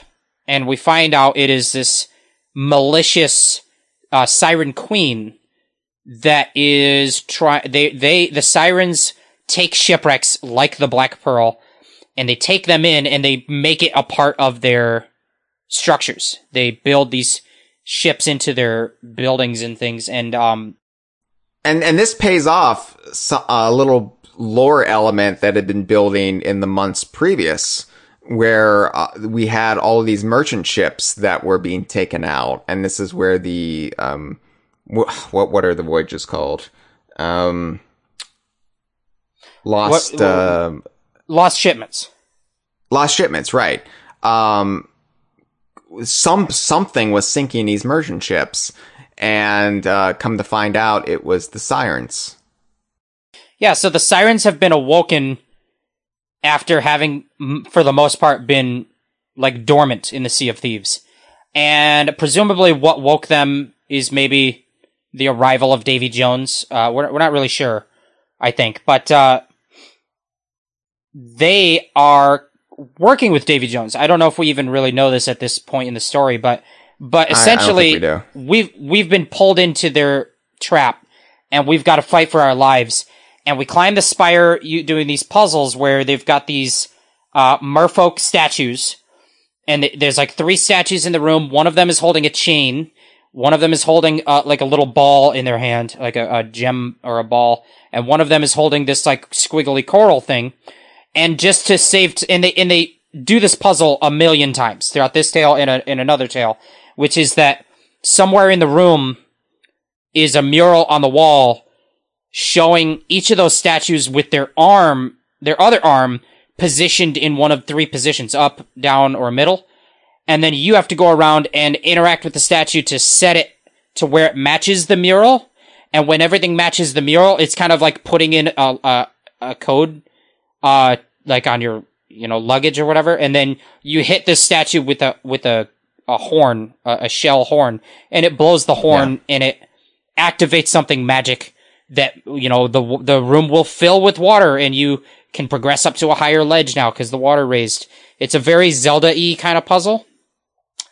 And to save, because we had to do this puzzle a million times, we had to save time when describing, like, these 3 statues. So one is holding a chain and a ball and a coral. And so their names were, Chain, Ball, and Squiggly. Those were the names we gave them. And you had to say, all right, okay, I got Chain. Chain is set. I set him in his position. Who's got Squiggly? And that's just the names that have stuck. Right. Yeah. And this is also, this is the introduction or the proper introduction of the ocean crawlers, which are the first significant new enemy class in the game, alongside the other elements that have been added, since Skellies were, added in the technical alpha, right? Like, way back when. But, the ocean crawlers and the sirens, they're all kind of, a unit, right? They're all interlinked. And, that's what's really cool about all this lore coming into play finally, because we knew sirens were going to be a thing. Like, there had been stuff alluded to early on, I like in the, expanded literature of like something called the Whispering Plague. We don't know what that is, but it befell merfolk, right? What is the Whispering Plague? Well, the Whispering Plague is what transforms merfolk into even more vicious, animalistic fish creatures, the sirens. The sirens are basically infected merfolk, right? And that's kind of where the siren culture comes in. And then, well, we don't really know at the time where the ocean crawlers come from, just that they are connected to the sirens. It's kind of it's answered for us by the end of the tall tale, what exactly is going on with the ocean crawlers. But the ocean crawlers are, we've been calling them crab monsters, but they're crab monsters. There's one that is a giant clam, that we call Clambo, because it looks like the Donkey Kong Country baddie with a body. And then there is, kind of a siren that, has a electric eel wrapped around it, and that is Electric. Yeah, and so I think that the actual names of them are Electric.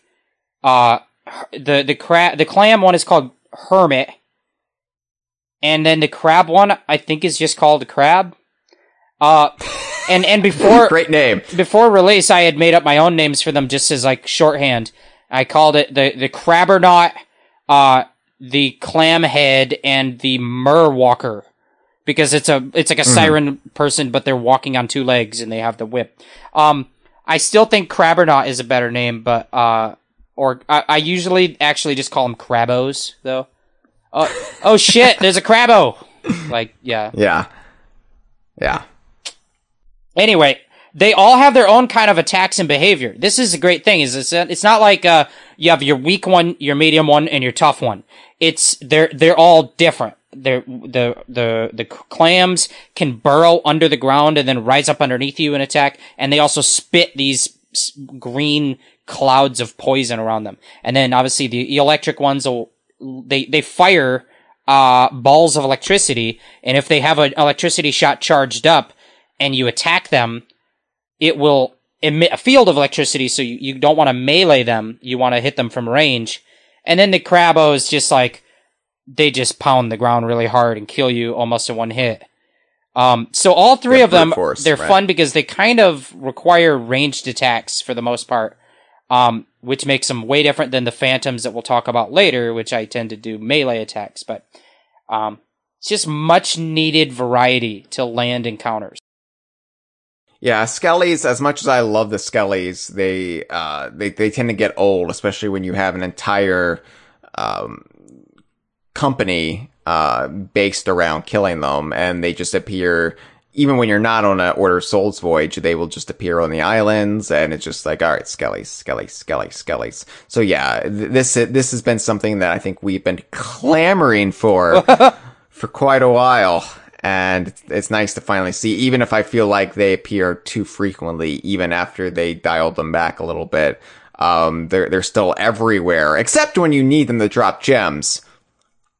Yeah, they don't drop gems. Oh, God, Jewels of the Deep. Anyway, so this is great. What I love about this is new content they added that is just a new part of the game everywhere. This is just affects the game all the time. Not just on this tall tale. These new enemies are in the world. But if you're playing through these tall tales, you're kind of getting exposed to them like one by one, and like being put in a position to kind of learn what these new enemies are like and how to fight them. And so you've got these forced little ocean crawler battles. You solve your puzzles, and then you get to exit that spire. You get to look out the window and see the Kraken swimming around. And this is one of my favorite parts of the tale, is just looking out the windows as you progress and seeing the Kraken swim around, because we've never seen the Kraken's full body before. Just tentacles. Very notoriously, they didn't render a body on it. They just have tentacles rising up out of a pitch black murk. So you can't see where the tentacles are attached to, because they're not attached to anything. And Now it ejects the ink, and then it wraps you with its stink. Yeah, and so we get to see the Kraken. It's like kind of this. It's leading up to fighting it later, but then we go back out to sea and swim to the next little area, but while we're out in the open water, we've got to fight sirens now, which is another new enemy. And these add variety to water combat because it's not just sharks. Sharks aren't really like a combat enemy so much as just like a nuisance. Right. When you're in the water, you're like, okay, I just need to avoid the shark or like hope they don't. But like the sirens are actually like an enemy that you have to fight, and they can drop gems. Yeah, and you know they're coming because you hear their wailing, which is, obviously, from mythology, but it's just such a great little touch. You hear that, oh, and you're like, oh, we've got sirens, and it feels ominous, and just like an event whenever they show up, because they announce themselves showing up. They don't just pop up like all the other enemies do. It is like, look at us, we're here. And yeah, you're out in the water, or, and it's another form of combat that requires you to change up your strategy of just mindlessly hacking skellies. And speaking of changing up the combat, they also added in the Trident of Dark Tides, which is a handheld, like, staff, like a crystal staff from Star Fox Adventures, that shoots out beams of bubble energy.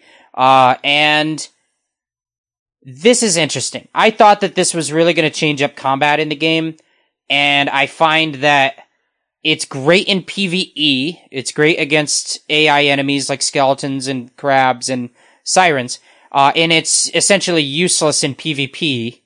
And that's fine because I don't need more PvP. It's whatever. It's all good. But it is an interesting little weapon because you can charge it up. You can fire like a little shot, a medium shot, a large shot, and then you have to balance how much ammo it has because different sized shots take up different amounts of energy, because eventually it runs out of ammo and it just evaporates. The whole staff is gone. Yeah. And I like this part of the tale because it's like, here's a bunch of tridents, everybody go fight sirens. And you're all just like fighting with these energy beams. And I think when you find them out in the wild, on our voyages, we're not so keen to use them. They're just kind of there. But in these moments when we're in these kind of scripted combat sections on the tale, it's like a set piece that we're using these tridents, and it's a lot of fun. Everyone has a trident. It is. I enjoy the tridents. I would probably use them more if, we were actually came across enough and it was purely PvE encounters. I just kind of forget. I'm just like, oh yeah, I could be using the trident. Right. So we put it on the ship, and then we go to shore, and nobody takes it with them. It's just on the ship. We're like, oh yeah, right. Just one more thing to lug around, and sometimes you're lugging around crates or like ammo crates. I wish, in addition to its beam, I wish it had like a lunge attack, like the sword has a lunge. Because that would make it a lot easier to lug around if it had like added mobility to it. You have a lunge with it, but oh well, it's fine. Yeah. Yeah. Then we progress into the next siren kind of spire, the Citadel, and we do more of the same puzzles. But like, I mean, there's a little variety to these puzzles. I don't like these puzzles, but in this tale, they don't get old. I think that they get old when you have to do these same puzzles in the later tale, but in this tale they're still kind of novel. So, and then we find the Silver Blade.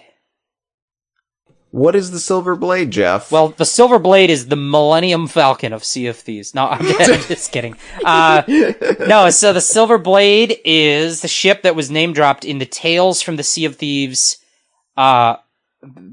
expanded universe book, and that was released before the game launched. And in it, I think it was released the day the game came out. Well, in my mind, the game hasn't yet launched still because it's in beta. Oh, okay. It's not enough content. It's an early release title. No.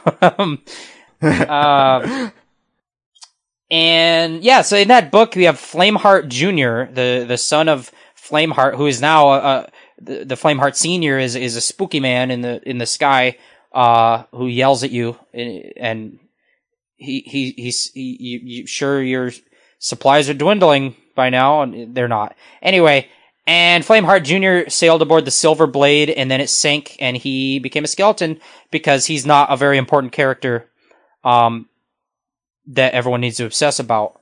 And then once that happens, then the real story of that book takes off, which is the one of Nine Cat, Nura, and Belle, although no one ever talks about them.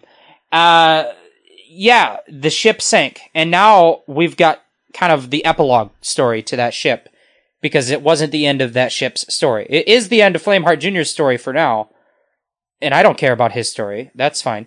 But another pirate... Well, the merfolk... One of the things in the lore is that merfolk are the ones that restore our ships when they sink, so we always get a fresh ship. So the merfolk restored the ship, and another crew found it and used it. And then they went after a cursed chest, not the same cursed chest that went down with the Silver Blade in the first place, which is the one that summons the Kraken, because Nine Cat, Nura, and Belle salvaged that out of the shipwreck and took it onto their own ship. So that's not on the Silver Blade anymore. But they went after a different cursed chest, which is the Chest of Everlasting Sorrow, which apparently contains the soul bound, maliciously, of the Siren King. And the Siren Queen is so mad because the ancient people and ancient pirates and merfolk, they made her real mad. And, so the Silver Blade ends up getting sunk by the sirens and taken up into this Siren Citadel and turned into a monument. It's like a sacred little, decorative piece where their chest of everlasting sorrow is stored. And, that's actually the side quest of this tale, is finding the key that will open the captain's quarters, that will let us get the chest out that we can use to find a little hidden cave that has the backstory lore that explains all this about the Siren King and what happened to him.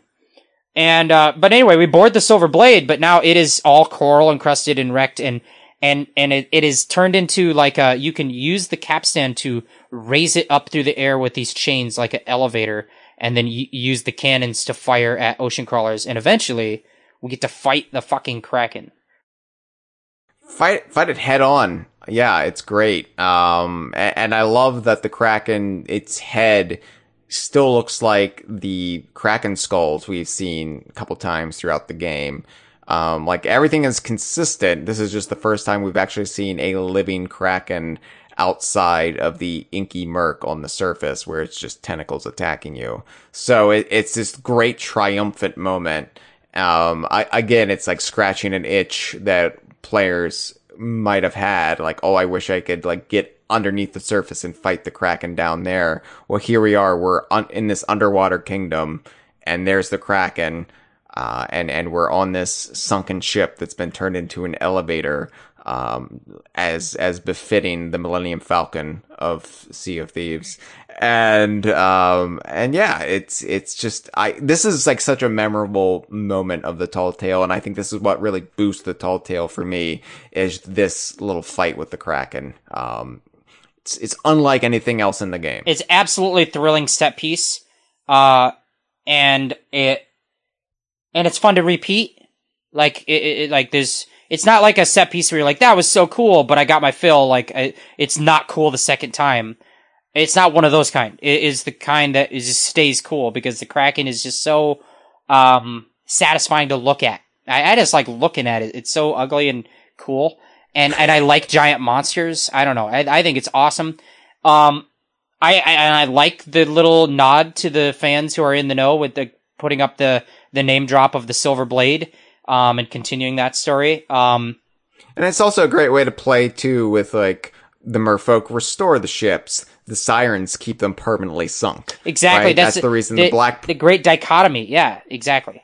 The Black Pearl didn't come back. Those merchant ships didn't come back. This is the reason. It's a great way, and Rare's and the Sea of Thieves team has been really good at doing this, right? Is using the gameplay mechanics of how you can have a sustainable game where you have constantly respawn. Your ship constantly comes back. How you can do that without breaking like the levels of threat in the game, and that would limit the stories you could tell. So how can you still have shipwrecks in a world where all the ships come back?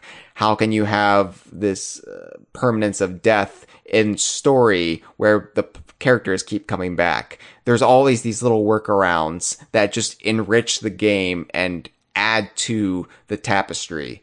And with the sirens, we finally have that like missing piece of the puzzle. This is what's been doing it. Yeah. And then we get to, defeat the Kraken, at least subdue the Kraken. I think that you basically never kill a Kraken. You just damage it enough that it decides to go away and stop attacking you. Yeah. And then we can progress further and end up, with kind of another boss fight in the form of this final confrontation with the Siren Queen. And I love the Siren Queen design. I love the voice. I love the story of the character, like their motivations. Siren Queen might be my favorite villain in the game. And you kill her. And then we kill her. You just kill her. She's canonically dead. She's dead now, so. She's dead. And not only that, but if you did the side quest, you've got the chest that has the soul of her dead husband. And you can just sell that. That makes her so mad. She's real mad. Makes her mad. I can't do your voice. Mad. That's not really it's not really how I speak, but it's how I'm speaking today. It's talk like an idiot day. And, that's what you get when you start drinking in the morning. No, it's Whoa, fun because not only do you rum spelled backwards is myrrh, like the merfolk. I thought what the wise men gave to Jesus. Yeah, I thought, anyway, Jesus, what a guy. They brought him rum on Talk Like a Pirate Day. Bible left that part out. It was a side quest in the Bible. Not a lot of players saw it because it was on a shared server. They stole Talk Like a Pirate Day from the pagans. Anyway, yeah, we get to kill the Siren Queen. I feel bad about it, but also like I feel bad about everything that's happened to her, but also she's just evil. Like you can't.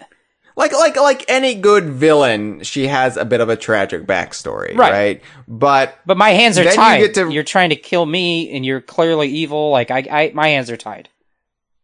But then you get to rub it in her face, her dead face, by then taking the soul of her dead husband and selling it to the gold hoarders like any normal chest. And it's just this little detail. You can do it. You don't have to do it. There's no extra commendation attached to selling that chest, but you can do it. And it's fun. And also, can I say, and I'm just such a nerd for Sea of Thieves, like on a mechanical level. I love the Chest of Everlasting Sorrow, even if it only appears in this one very specific moment, and you probably aren't even gonna like take it and sell it. But if you do take it and try to sell it, it doesn't behave like a normal Chest of Sorrow because it cries 100% of the time, but it just cries less. Like it doesn't fill your ship with water as fast. And that is such a like mechanically minute difference. But I love it. I'm just like, holy shit, a chest that behaves like 5% different than another one. This is amazing. And then you can go sell it and you get like a pretty decent payout. I don't remember. It was something like maybe like 10 grand or something, gold. Yeah. And it's probably not something a lot of players were able to sell, at least early on, because like I said, that other crew had sunk our galleon. So by the time we got topside again, we swam back to the surface, our galleon was gone, and the friendly merfolk were in the water to like teleport us back to wherever our ship had respawned. But their little sloop, I think it was a sloop. Was it a sloop? Might have been a brig. I think it was a brig. Yeah. Of course it was a brig. But it was there, so we were like, let's just take it. So we were able to have some fun with their ship. We got the chest sold, up until the point where the crew either quit or scuttled their ship and it sunk on us.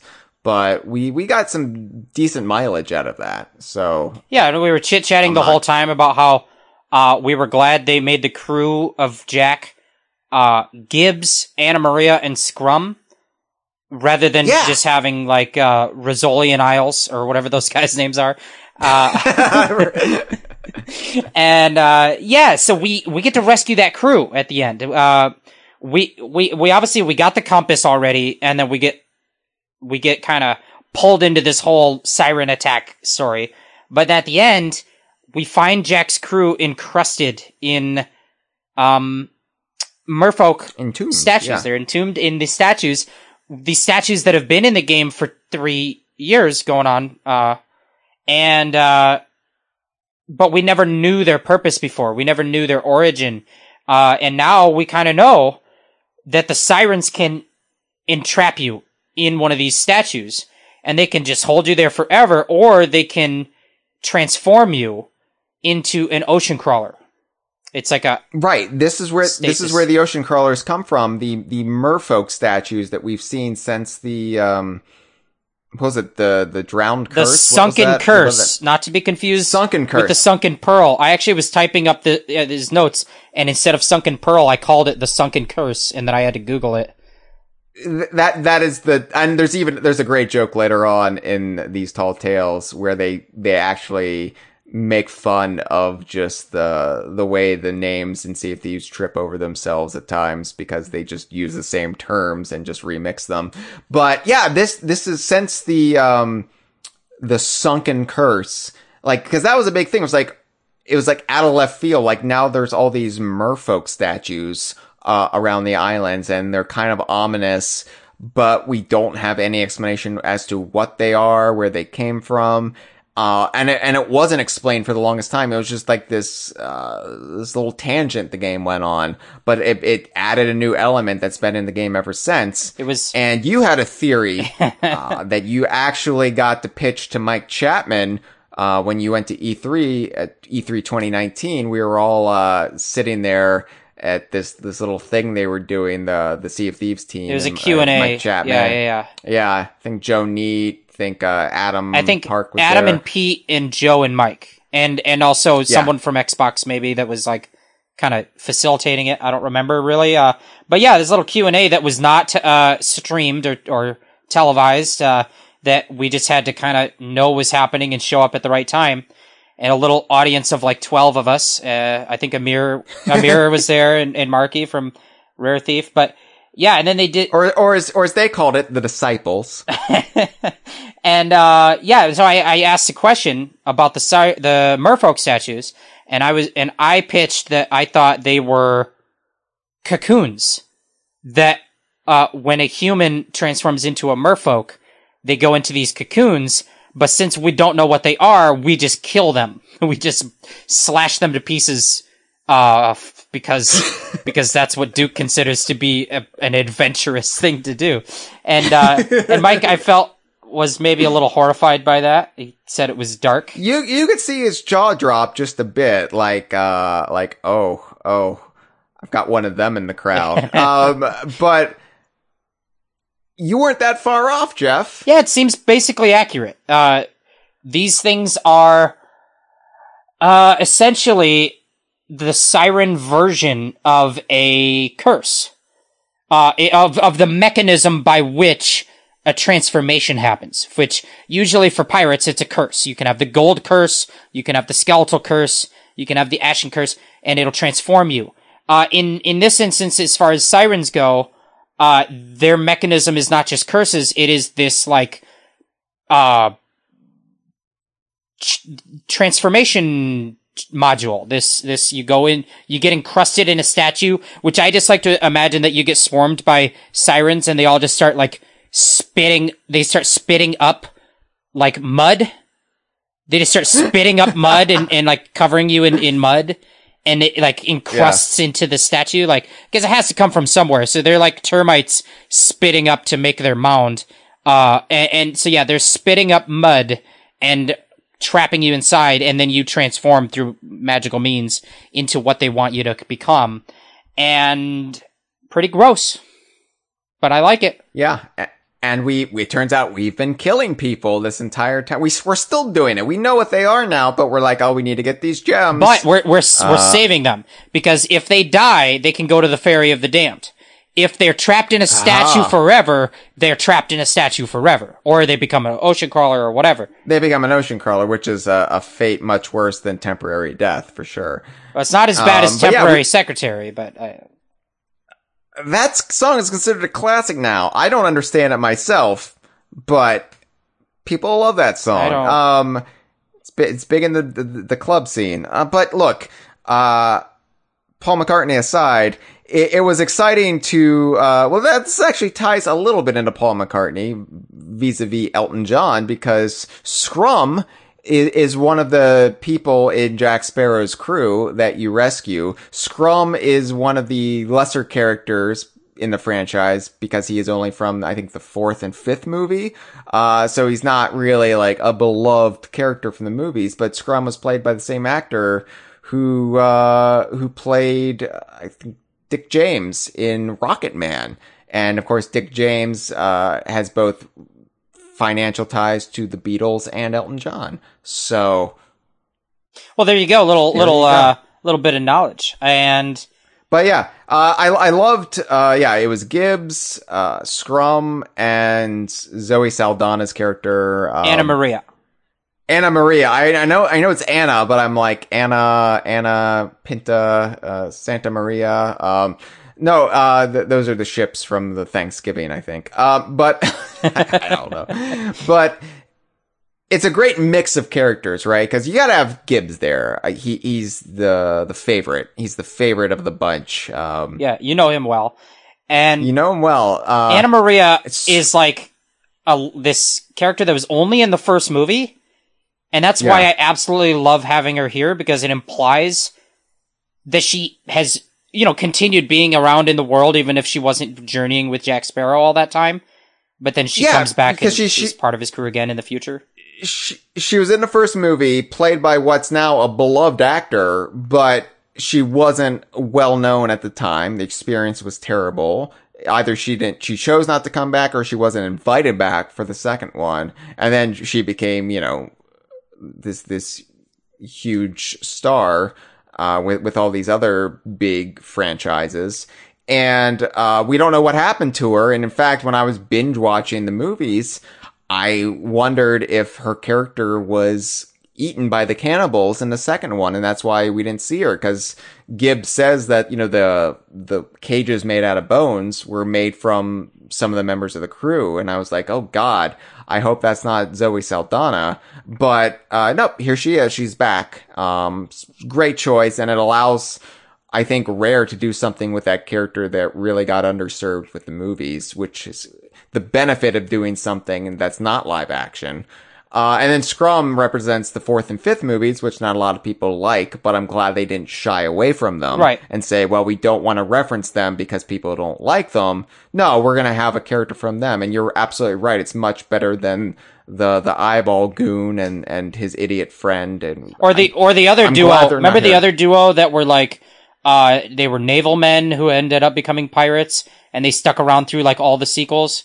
I don't know. I think it was Turner and Hooch or something like that. But, yeah, they have a lot of weird little duos that, you could have gone with them. But I like this group because Scrum adds a little bit of continuity. Like, this could take place pretty soon after the last adventure because he was there. But it's like, we've got some of the new Scrum and we've got some of the old Anna Maria. And it's this balance. And also, I mean, having Anna Maria means it's not this grossly homogenous mix of white men. Old crusty white men, right? Yeah. This isn't Congress. Way! Alright. And, it's a cool crew. We rescue them. They're all alive. And then, they exit on their own from back in the cavern. And I guess they have a ship. I don't know where they go, but they find their way back to an outpost. They just swim. They swim for it. They swim to the nearest outpost. They could have we could have given them a ride. Like, I don't get it. Yeah, we're kind of well, we didn't have a ship, so it was like, well, we're gonna steal these other crew's ship if you guys want to ride with us. We're stealing cars. Yeah, and that was that tale. That's that tale in a nutshell, or in a merfolk statue. And for the record, if this was going to split into become a two-parter, this would be the logical place to split. I'm not saying I want to sit down and record all of it right now. I'm just saying, as an editorial note, if it was going to be split into two halves, this would be the moment to outro intro. Yeah. This is kind of like, well, I think at least first 4 tall tales are kind of like pairs, right? The first one and third one are pairs. The second and fourth one are pairs, both structurally and thematically. So Captains of the Damned definitely picks up sort of where the first one left off. We've got the compass now, right? And now we can get back to the Sea of the Damned with the castaways' help and find whatever happened to Jack Sparrow when he fell into the Sea of the Damned.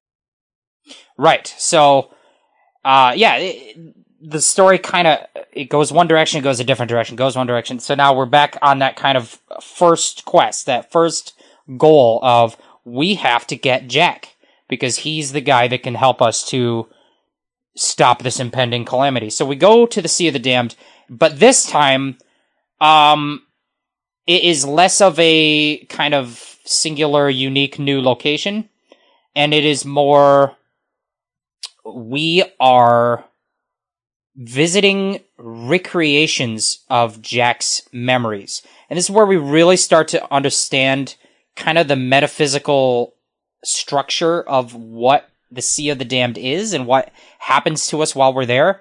And so I'm like a ghost nerd, and I think you're an even bigger ghost nerd, in terms of... Why am I the bigger ghost nerd? I think you know more about, like, ghost study than I do, in terms of, like, the TV shows and the types of different projections and things. But we're both interested in it, is what I'm saying. Yeah, I have a health. I'm not like a weirdo about it. Like, I'm not. Hyle, you don't have to get offended if I use the word nerd. It's okay. It's we're not. No, I just don't want people to think that I'm like going into dark, abandoned hospitals and being like, "Bro, I'm gonna catch an EVP, bro." Bro, did you hear that? Did you hear that, bro? It totally just said. Bro. It totally just said words. Those were words, bro. Bro, I think I'm possessed by a demon, bro. Get away from me. Yeah, I'm my not God. That. It is 4 degrees colder in this spot. Feel this spot. Feel that. That's like 4 to 5 degrees colder right here, bro. I have an interest in the paranormal that is like a skeptical interest, but an interest all the same. And yes, ghosts are included in that. The study of ghosts and the supernatural and the phenomenon that people witness. And so I also really like Spirit Halloween. I like monsters. Yeah, they have skeletons. And so what I was going to say when I brought that up is that one of the kind of ideas of ghosts is this like imprint of a memory. A ghost is just kind of stuck doing the this one like action kind of on repeat, or a set of actions, or reliving certain moments. And I think that what we kind of over the course of these 5 tales we glean about how the Sea of the Damned works is that ghosts that are stuck there and not ferried away gradually lose themselves in these memories and become like those ghosts that are just stuck on like a broken record and reliving these memories. It's almost like a fugue state, right? Like you start to lose your perception of where you are and how you got there, and you kind of, you become like a skipping record. Yeah, and so, but we know that if Jack is in the Sea of the Damned, he's going to be like reliving these memories of his life. And when you do that as a ghost, you manifest them. Like these ghostly constructs of your memories become real enough for you as a ghost to walk around in and relive, by like the skipping of a record. And so we're going to find Jack, but to do that, we need to know about his life, because if we can find the imprints of his life in the Sea of the Damned, then we know he's close, because it's like finding the footprints in the sand that will lead us to where he is. So we're kind of following in his trail. Lead us to Jesus. Yeah, that is where the Pirate Lord carried us. Yeah, so we start off we go through a number of these locations, like different locations. They're all from Jack's memories. And the first one is the swamp, like bayou, that Tia Dalma lives in the second, Pirates movie is like really where it first gets introduced. Yeah. Yeah.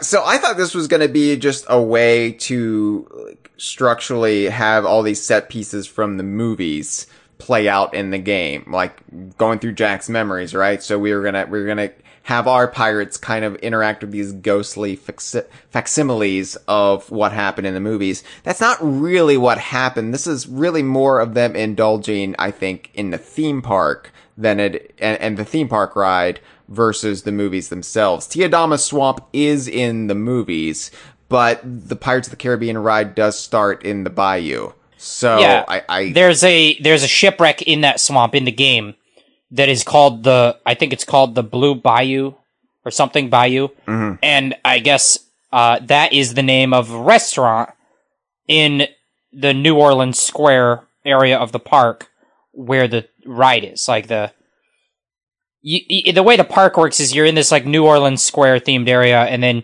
you kind of get on a boat and sail through a swamp and then arrive in the Pirate Grotto.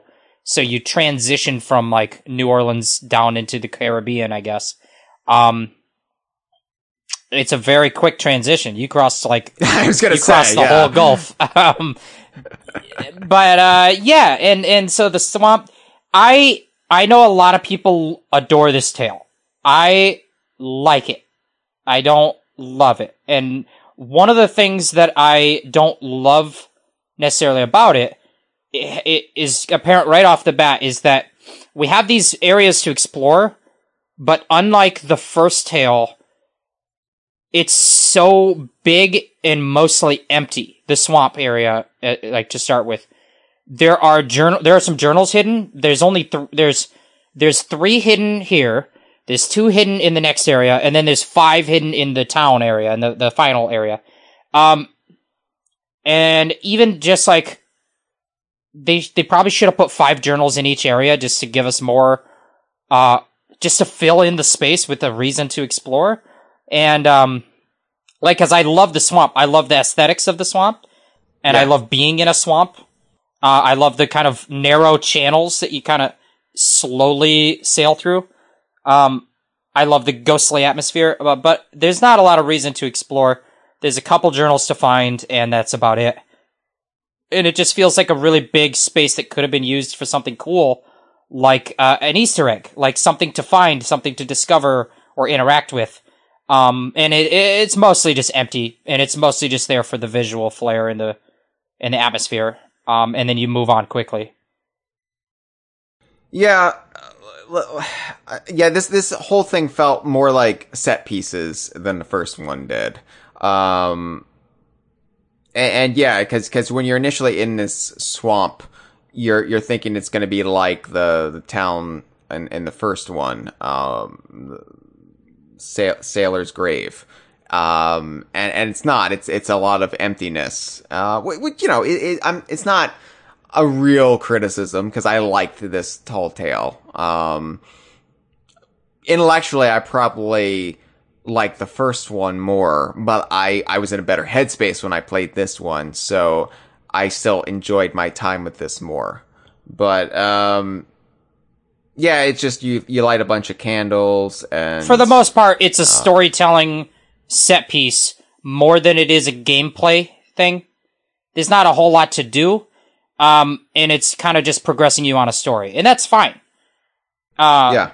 I just personally would have liked if they kind of filled the space with something to interact with, and maybe a puzzle, maybe a side quest or an Easter egg, or at least just a few more journals to fill in the empty space.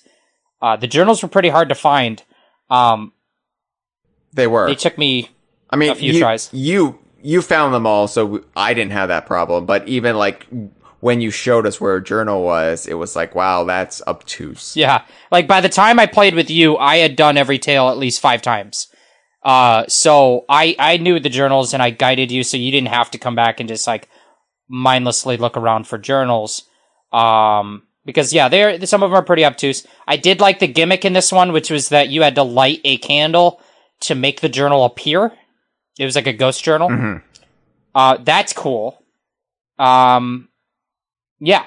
But, yeah, we get to the swamp. We get some dialogue, like, from the movies, with Barbossa and Tia Dalma and all the people. And you get the journals the journals and the ghosts tell a pretty spooky picture of, like, Tia Dalma is this magical figure that can help people, but is also, like, she can be really cruel, and, like, a lot of people depend on her, but she's actually kind of a scary person.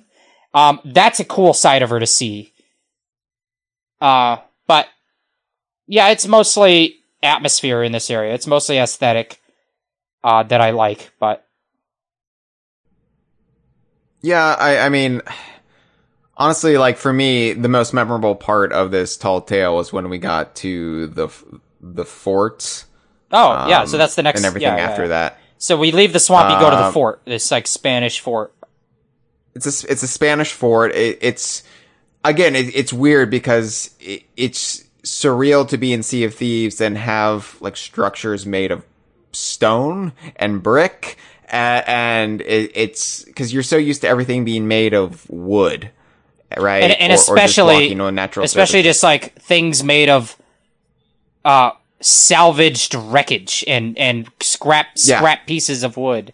The rundown nature of the Sea of Thieves, the makeshift nature of it, and so then when you're visiting real, like, professionally made, like, structures, like these castle walls, these fort walls, it's really cool. Sea of Thieves is a scrappy frontier where this is. A more like established civilization. So, the Spanish fort though, this is all Jack's memories. So it's not actually Barbossa. It's not his ghost attacking you. It's Jack's memories of Barbossa attacking you. Well, Barbossa doesn't attack at the fort. It's his. Oh, he doesn't. It is Black Dog Briar, his first mate, or his bosun or something like that. But Barbossa is attacking the town. Are you mixing up the fort with the town? I guess I am. So yeah. there's an intermediate stop, which is this little Spanish fort, where they play the spooky song that, at the start of Pirates 3, when all the people are being, executed and hung. And they're singing the song that calls together the Brethren Court. And it's, the song is like, the song is a song, it's a spooky song. and bound her in her bones. Anyway, that's so spooky when you come up to the gates and the song is playing. And I think that actually some of the people at, Rare were just like the ones singing it, like John McFarlane and like some other people. Like, so that's pretty cool. And you kind of, I totally am not surprised you mostly almost forgot this part, because there's not a lot that happens here. Is that you run around, you find a couple journals and you do a little puzzles and you get up on top. You have to aim the lighthouse thing again, just like from the first tale, and light some beacons. Yeah. And then Black Dog Briar and his crew show up and you fight phantoms for the very first time on the beach. Yeah, and phantoms, again, this is kind of a confusing cosmology behind phantoms, right? Because you're like, phantoms, they're ghosts. Ish. They're yes, some of them are ghosts of people, and those consciousnesses are now in the Sea of the Damned, and they're trapped forever, and they kind of get lost in who they are. But some of them are manifested as memories, because if I'm a ghost and I go to the Sea of the Damned and I'm stuck there, I'm gonna imagine that Hyle is there and we're like arguing about some inane shit, like he should watch Shrek. And because I'm imagining this memory of my life where Hyle is there, I'm going to manifest Hyle. And you will be there. So are these people ghosts, or are they memories of ghosts that are made real? And then if a memory is like, and I think that the presence of us is breaking their illusion and waking them up from their like never ending record scratch. And so they're like, "Oh, you're Jack Sparrow, or you've got his compass. We're trying to kill Jack Sparrow. We got to kill you." And so, yeah, I don't know. It's a little convoluted. It is, but I like that it's a little obscured. It's a little ambiguous, because I like that even though our pirates have been into the actual afterlife, or this way station of the afterlife between realms, that is the Sea of the Damned, that we still don't have a full understanding of it. Like, oh yeah, so phantoms are ghosts and memories, or just the memories, or I don't know, but I like that there's still an air of mystery to it, even though we've seen things that most people wouldn't have seen. Yeah, so we fight the phantoms. Phantoms are the new enemy class that is probably the least exciting. In terms of gameplay, they operate mostly like skeleton, except that they can teleport. They're easiest to melee versus the ocean crawlers, which are easiest to range attack, because every ocean crawler has things that will damage you if you stay too close to them. Whereas the phantoms, you can easily stun lock them if you can get them melee attacked with the sword. So you don't really want to range attack them, because if you can get them stun locked, they're easier to kill. But it is a little variety. They're not that different from skeletons, but they're slightly different. They're visually different, and that's cool. And so they add just a little thing. I think right now they're kind of lacking some element of pizzazz. Like if there was something that set them apart in the world, like they only spawn under this unique condition, or at this special fort or something, like they might be cool. But this is our first taste of them, and there's room to grow. I'm glad they're in the game. I'm glad that they're using that infinite pirate generator for, like, creating these, because that's the one thing that made you feel like, well, they'll never add AI pirates, because how would they make them all look unique? Skeletons are easy to make, because they all look the same, mostly. But no, I mean, they have the infinite pirate generator. They can just make pirates. So now they're doing that, but they're ghosts. They're ghost pirates. Mm-hmm. And then we sail to Isla Tesoro, which is different than that little Spanish fort. Isla Tesoro is a fort also. It has fort walls. That's where I was confused, because it does have the same fort-like structure, but it is different. Yeah, and this is right out of the ride. This is the part where it goes from, like, we've got a little homage to the ride here. This is like, we have recreated the ride. We have Barbossa attacking the town, and you go through set pieces as you walk through the town, and they're all pulled right out of the ride. Yeah, this does feel like... I can see your issues with it a little bit, because it does feel like they're navel-gazing at times. Like, God, we love the ride. And you might have a bit too much of that, especially, like, when you said when they indulge in that 1960s Disney humor that doesn't really tonally fit. It's just a little bit twee and camp for my tastes. But I get it. I get it. I think that if I was the guy obsessed with the ride, I would have wanted to recreate it the way they did it. But I feel like at the least, like, a small thing is, like, maybe I would have had the pirates dress up in Sea of Thieves, appropriate clothing, instead of, like, everyone's wearing a striped shirt and a goofy little hat. And because it feels like they're cartoon characters more than Sea of Thieves pirates, and it's fine. I actually don't hate it at all. I just think it goes a little bit campy, beyond where I would have necessarily done it. Yeah, I'll allow it. Like, if I was ever put in charge of, say, creating a jungle-themed amusement park attraction, a theme park attraction, right? Like a roller coaster, a ride, or a themed area, I would be like, well, we've got to have an elderly gorilla yelling at you and saying you're shit. And they'd be like, why do you have to have that? I was like, well, that's what you have. That's what you have in a jungle. They'd say, Hyle, why can't you be normal? Just put cannibals in there. And we're like, okay. No, but it also... helps that these are all Jack's memories. So this isn't happening in the Sea of Thieves. It's a projection in the Sea of the Damned. So you can have something that's tonally off and not have it sort of trample the game, even if we have to live it in the game. Right, and Jack Sparrow is in the ride now. He wasn't in 1967, but whatever. When they made the movies, they have redone the ride, and they've changed the captain that is attacking is Captain Barbossa, and as you go through the ride, there's like a Jack Sparrow stand-in, like, running around and hiding and sneaking his way through the town, trying to get into the town's treasury, I think, and steal the golds.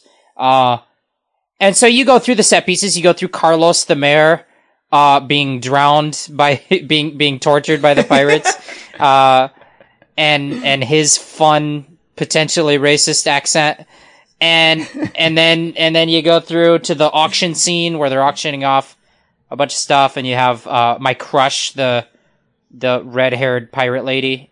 So they this is the updated version of the ride, though, because wasn't there an original version where they were auctioning off women? The original version of the ride was, like, sketchy. Like, there was a lot of stuff that doesn't hold up today. They were auctioning off I think that the Carlos torture scene might have been a lot more over the top, racially insensitive voice character in the original version. And I think I don't think they changed this stuff until, like, 2011 or something. So that's when they put the Jack Sparrow in there. But yeah, no, they were auctioning off women. Now they're auctioning off, like, a bunch of random junk that they've stolen, like, from the townsfolk, I think, like chickens. Right. Is the one that they're, like, drawing attention to. Like, we're auctioning off these chickens. You better get them. And yeah, I love the town space, because it's like you said before, we're not seeing, like, stone structures, but then, like, in the town, it's, like, all these different materials, things, like plaster or, like, clay, like, building materials that we never see in Sea of Thieves, or never have seen. And you've got these little side streets, and you've got, like, little shops you can walk through or walk past. And, of course, that brings us to our favorite shop, you and I, the tavern, the El Plantano Dorado? El Plantano Dorado, which translates to the golden banana. And, well, I don't need to tell the DK Vine audience what a golden banana is, but just to clarify, golden bananas have been in Sea of Thieves lore before. Right, they were stolen by Blind Bob, from, who was the captain? Like, something Beard. It was like, Cinnamon Beard or whatever his name was. One of those, like, error messages that you can get if you get kicked out of the game. Yeah. And, and then Umbra, remembers the puzzles and tells it to us because she heard Blind Bob tell her all of the riddles, and it was the quest for the golden bananas. And Hyle, you were on our team for that, but you didn't contribute. Neither did Chad. So it was really just me and Mitchell, because we were the only people who could stay up for 24 hours trying to solve puzzles. Right. Cause we were married and had jobs, right, and we couldn't and that was 3 years ago. And believe it or not, I'm still not married, and I also don't have a job, and we didn't even win that contest. No, but it's fine. Because we have this sign in Sea of Thieves that has the golden banana for this taverna. Yeah. And just across the street from that, there is what looks to be, I don't know what this is supposed to be, but it looks like a giant red tie draped around this signpost. So you've got this red tie and El Plantano Dorado, and so I'm gonna chalk that up as a Donkey Kong reference. Yeah, this is your Donkey Kong reference of the day, folks, and the Donkey Kong podcast. Yeah, aren't you glad you found us on Spotify? Yeah, I love this little town. It is basically laid out completely linear. Yeah. And that's fine. I almost wish it would have just been completely opened up, which is how the first tale feels, where you can kind of go anywhere and just discover stuff, and then you have to kind of figure out how the different things you're discovering interact with one another. But this is more like linearly walking you through the set pieces, which is more like the ride. I mean, that's how the ride operates. And so but you obviously are off the rails. Like, you can run around, and I can go and get a close look at the beautiful red-haired pirate that's my crush. All right, how come I have the reputation for being so damn thirsty in this game? Like, every time we play, my pirate may or may not flirt with some of the NPCs. But Hyle, they never had a red-haired one before. She's not real. She's a phantom, Jeff. Oh, yeah, but, I mean, is anything real? I don't know, Hyle. Don't take this from me. I would love this arc for your pirate, for Jeff the Brash, for him to fall in love with a phantom memory he encounters in the Sea of the Damned, and that it just becomes this thing. Well, and the worst part is that it is proven to us that Jack Sparrow is an unreliable narrator. So I don't even know if this lady exists. Like, what if you track her down and it's actually a pig or something, and you're like, well, no. I mean, I committed. So, speaking of pigs, there and like right across from the Red Tie and the Golden Banana Tavern, there is a donkey. So yeah, I'm gonna say that's a Donkey Kong because there's no. Okay, hold on. This is a tale that has the donkey. This is also the tale that has a swamp. These are not references to Donkey Kong. They're references to Shrek. We know it. It's a Shrek reference. This is the Shrek tale, and you would get that if you'd seen the movie. Okay, but in the North American version of Donkey Konga 2, there was All-Star, and who's to say where the Shrek references end and the Donkey Kong references begin? That's true. Yeah, I mean the word donkey is in both materials, so they're basically the same. They're practically twins. Yeah, I do love this donkey. I love this idea that like the Sea of Thieves team had to make a donkey because there weren't like throughout this ride or throughout this tale. There's a parrot. There's some chickens. There's like dogs, I think, but like. Those are all things they just have, like, models for, you know what I mean? Like, so they just have that stuff. Yeah. But they're like, oh, no, but the ride has a donkey. We have to have a donkey. We have to make a donkey. We never had it. They made the donkey just for this. And I feel pretty confident they're never going to use the donkey for anything else. Because it's not like they're just going to put wild donkeys on the islands. Maybe you could use them to, like, haul treasure from your ship. I don't know. But I don't see it happening. It's like... In like 8 years, the Reapers Hideout, the Reapers will be having donkey shows. Oh God. Yeah, the Reapers are degenerates. Anyway. So we progress through the town. We eventually do get to catch up with Jack, right? And he's made it into like the treasury. And then we climb to the top of the fort. And now, like, we've gone inside the fort and then come out, and now the mood has changed because the town is really under siege and all on fire, and we have to fight some phantoms, and then Barbossa from the bay fires a volley, and they take out the clock tower. The clock tower, Hyle. It's pretty. I know. Yeah, we all loved that tower. It was a great set piece in the trailer, right? That's what we all like. Focused on in the trailer. It's like, oh my god, there's a clock tower that gets destroyed by cannon. That's fire. One of the funny things in this. It's like because it's first person and you're in control the whole time. It's not a cutscene. Yeah, like it's happening in real time. You have to be standing in like a good spot if you want to witness what happens. And so I come in and I've already done the tale 5, 6, whatever times. And I'm like, all right, everybody, now don't run ahead or you're going to trigger the things that happens and then you're not going to see it. Everybody come with me and stand on this specific spot so we can watch what happens. It's so funny because I had to do the research to figure that stuff out. Yeah, and even then, like, the perspective isn't as dramatic as it is in the trailer, so you're seeing the clock tower come down, but it's again, from your pirate's vantage point. I wish Barbossa would say, like, a clever pun, was he, like, time's up, because he took out the clock, I don't know. But he does say the line from the movie, everyone loves the line from the movie. What does he say? It's like, you best start believing in ghost stories, you're in one. talk like a pirate day. That's the kind of stuff that always feels hacky to me. Like, oh, you said he said the thing. Everyone loves it. Everyone unanimously loves that. Including you and everyone. Like that's when it starts feeling like a Joss Whedon script to me, and my eyeballs start falling into I really don't like that man. All right. I never liked him. I never liked his writing. No. It's like, oh, I see right through your writing.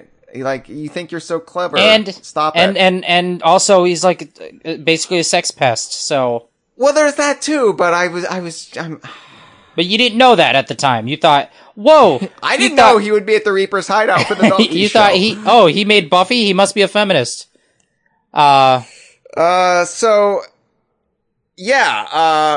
We catch up with Jack, and then we have to, then we sail away from, and we're following the island. Black Pearl now, which is reenacting memories from the movies back to back, up to the moment where, I guess it's the end of the second movie when the Kraken sinks the Pearl and takes Jack with him. This is basically the clip show portion. Yeah. Where we're just seeing the events of the movie, but through, the narrative structure of the Sea of the Damned. Yeah. And it's also where it's revealed to us by the voiceover that, in fact, just about everything we just experienced is the manifestation of Jack telling a story in a tavern. And he's an unreliable narrator. It goes from being, we're in Jack's head to being, he's telling this story and we've just traveling through it. And he says, what happens next is, another tale to tell. And, I could stay in this tavern telling tales forever. And we catch up to him and we get to the tavern he's in and we're no longer in his memories. We're in the place he's in, which is this congregation point in the Sea of the Damned where all the ghosts can come, or at least the ghosts who still have enough wits about them to not be lost in their own memories.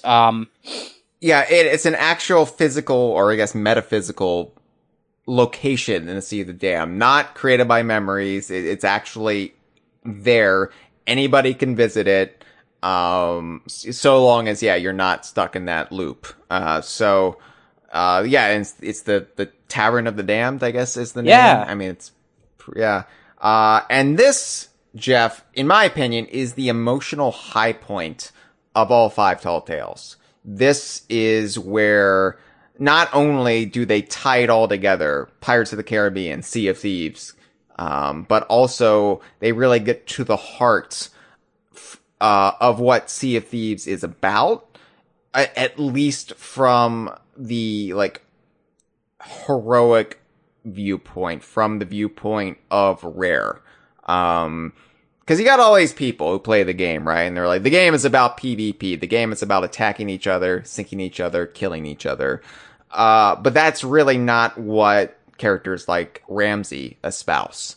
That's not what a lot of these characters in the game espouse. That is the vantage point of the Reapers, and I guess that's a perfectly valid viewpoint, but here is where I think the heart of the game is just spilled out for you.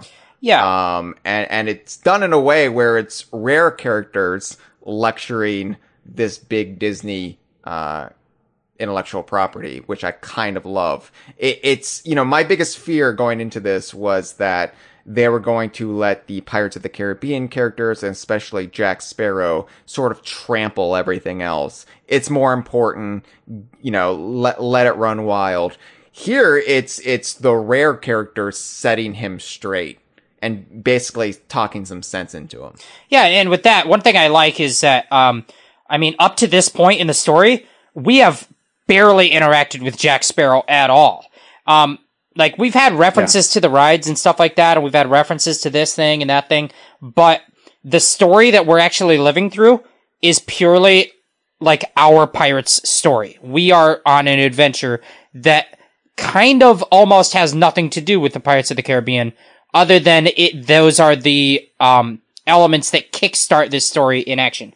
And so, we go to the Sea of the Damned and go to this cool place to try and rescue Jack, but we don't see him till the end of that story.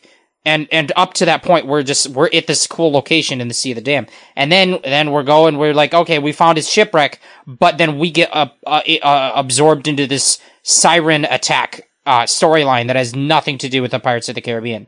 And then we decide to go back to the Sea of the Damned to follow through Jack's memories. And this is the most on the nose, like, tied to Pirates of the Caribbean. But it's still not Jack's story. It's our story trying to catch up to Jack. And he doesn't show up until the end, really. And so we're 3/5 of the way in, and it's still it's not like Jack is the one going on an adventure and we're just witnessing it. Like it happens when you watch a movie. We are going on this adventure and Jack happens to be an element of the story. So I love that. I love this tavern. I love seeing all these characters come back from the previous Tall Tales. And I love that you're right. This is what introduces the theme of the work, the theme of this conflict, which in the Shores of Gold story, the theme was like gold versus glory. It's not about greed. It's not about amassing wealth. It is about the sense of adventure. And that was the Shores of Gold. In this story, it is about, what does it mean to be a pirate and what does it mean to be free, and how we all have to work together to defend that, and that like it's bigger than any individual. And this rousing speech moment is kind of where that takes the center stage as like, this is the theme, this is the story that's going to be told. You can be a pirate and still be a good person in the Sea of Thieves. Right, which is the theme of the very first Pirates of the Caribbean film. He was a pirate and he was a good man. And I'm Will Turner. I'm boring as milquetoast, but I will defend him and set him free, and he's gonna do some Jack Sparrow stuff. They're gonna play that song, dun, dun, dun, dun, dun, dun, and then we're all gonna say, yay! We clap. And that's the first movie, which is an all-time classic. And I think they really latched onto the right elements of the movies that just perfectly jive with the philosophy of the game. Right, because it's not just bringing in characters and references. It is like, thematically, what is the unifying, I guess, thesis of these two distinct pirate works? How can we unify them so they feel like they are speaking in conversation with each other rather than talking over each other? In Kongversation. That's the show. And yeah, so this is great. And also I absolutely adore the tavern just because I'm such a nerd for all of the minute little references. I'm like, oh, look, there's ghost instruments on the back wall. Oh, look, the Wild Rose's sword is in the little sword holster. And well, yeah, we didn't even say who came back. Like, who is in this tavern? Who are the captains captains of the damned in this titular, tall tale, captains of the damned? And they are Arthur Pendragon, Wild Rose, and George. I guess you would say that. Are they married? I mean, the whole point of their story is that they got interrupted and killed and cursed on their wedding day, on the day they were to be married. But then we release their souls. I have to imagine that they're at least informally married. Marriage is just this legal construct. If and they they're want ghosts. to say there's no laws. If they want to say they're their husband and wife in the afterlife, who's to stop? Anyway, so Wild Rose and her husband George. And also Captain Slate, who I think that for the average person is probably like the least exciting of those three, but for me is not less exciting than those other three. I'm super excited to see Captain Slate here. I think that he's in a part of the saga of the Shores of Gold where for a lot of people the story, it hits a lull or a drag that they're not as invested in. Like there's high points like the Wild Rose story.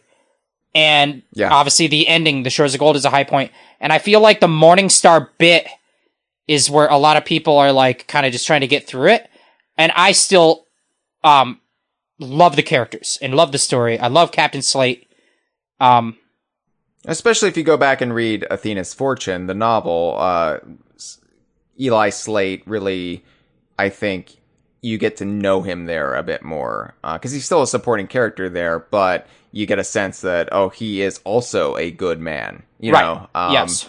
So yeah, we've got these captains, and we've got these references. There's also the reference to Tasha, the tavern keeper from the legendary storyteller Tall Tale, which is a much more under-the-nose reference there. But, yeah, I mean... Her dad's there. Yeah, her dad is the tavern keeper. You just have to kind of infer that based on context clues. And that is great. It's just like a lot of great little references here on top of the great storytelling that happens here.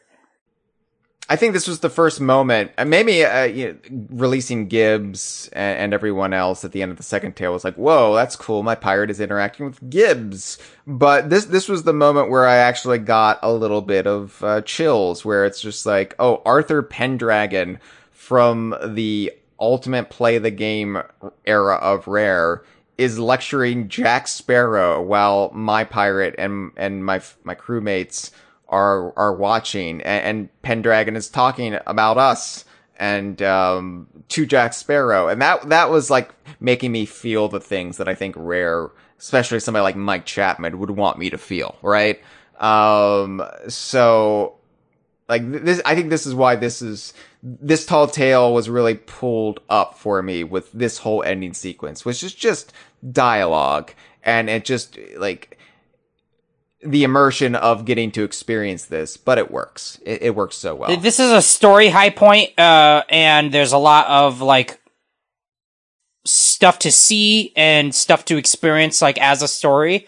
But it's like what I said before, is that some of these tales are something that like it really nails it as like a one-time experience. You're like, I'm satisfied by the story I just experienced, but I don't necessarily want to repeat it a bunch of times. And then other ones, like the first one and the second one, well, especially the second one, because the first one, like, if you know the puzzle solution, you know it, but I still like the first one to repeat. But the second one especially, I can repeat that one, because the crux of it isn't just the story, it's the mechanical combat and puzzle, well, not really the puzzles, but the combat set pieces. This is a tale, I think, absolutely, I don't have a strong desire to repeat. But that doesn't mean it didn't do its job. Yeah, I like that these are like done in one. You know, like the only Tall Tale you can theoretically get all the journals, all the commendations in one go in every single Tall Tale except the last one, which does have a built-in you've got to play this twice mechanic. But that is such a refreshing change over the first wave of Tall Tales where you've got to play them all 5 times, no ifs, ands, or buts to get everything, which I still haven't done. I still haven't played all those 5 times because it is daunting. They dial those back in the 2, like Pendragon, Flameheart Tall Tales, to 3.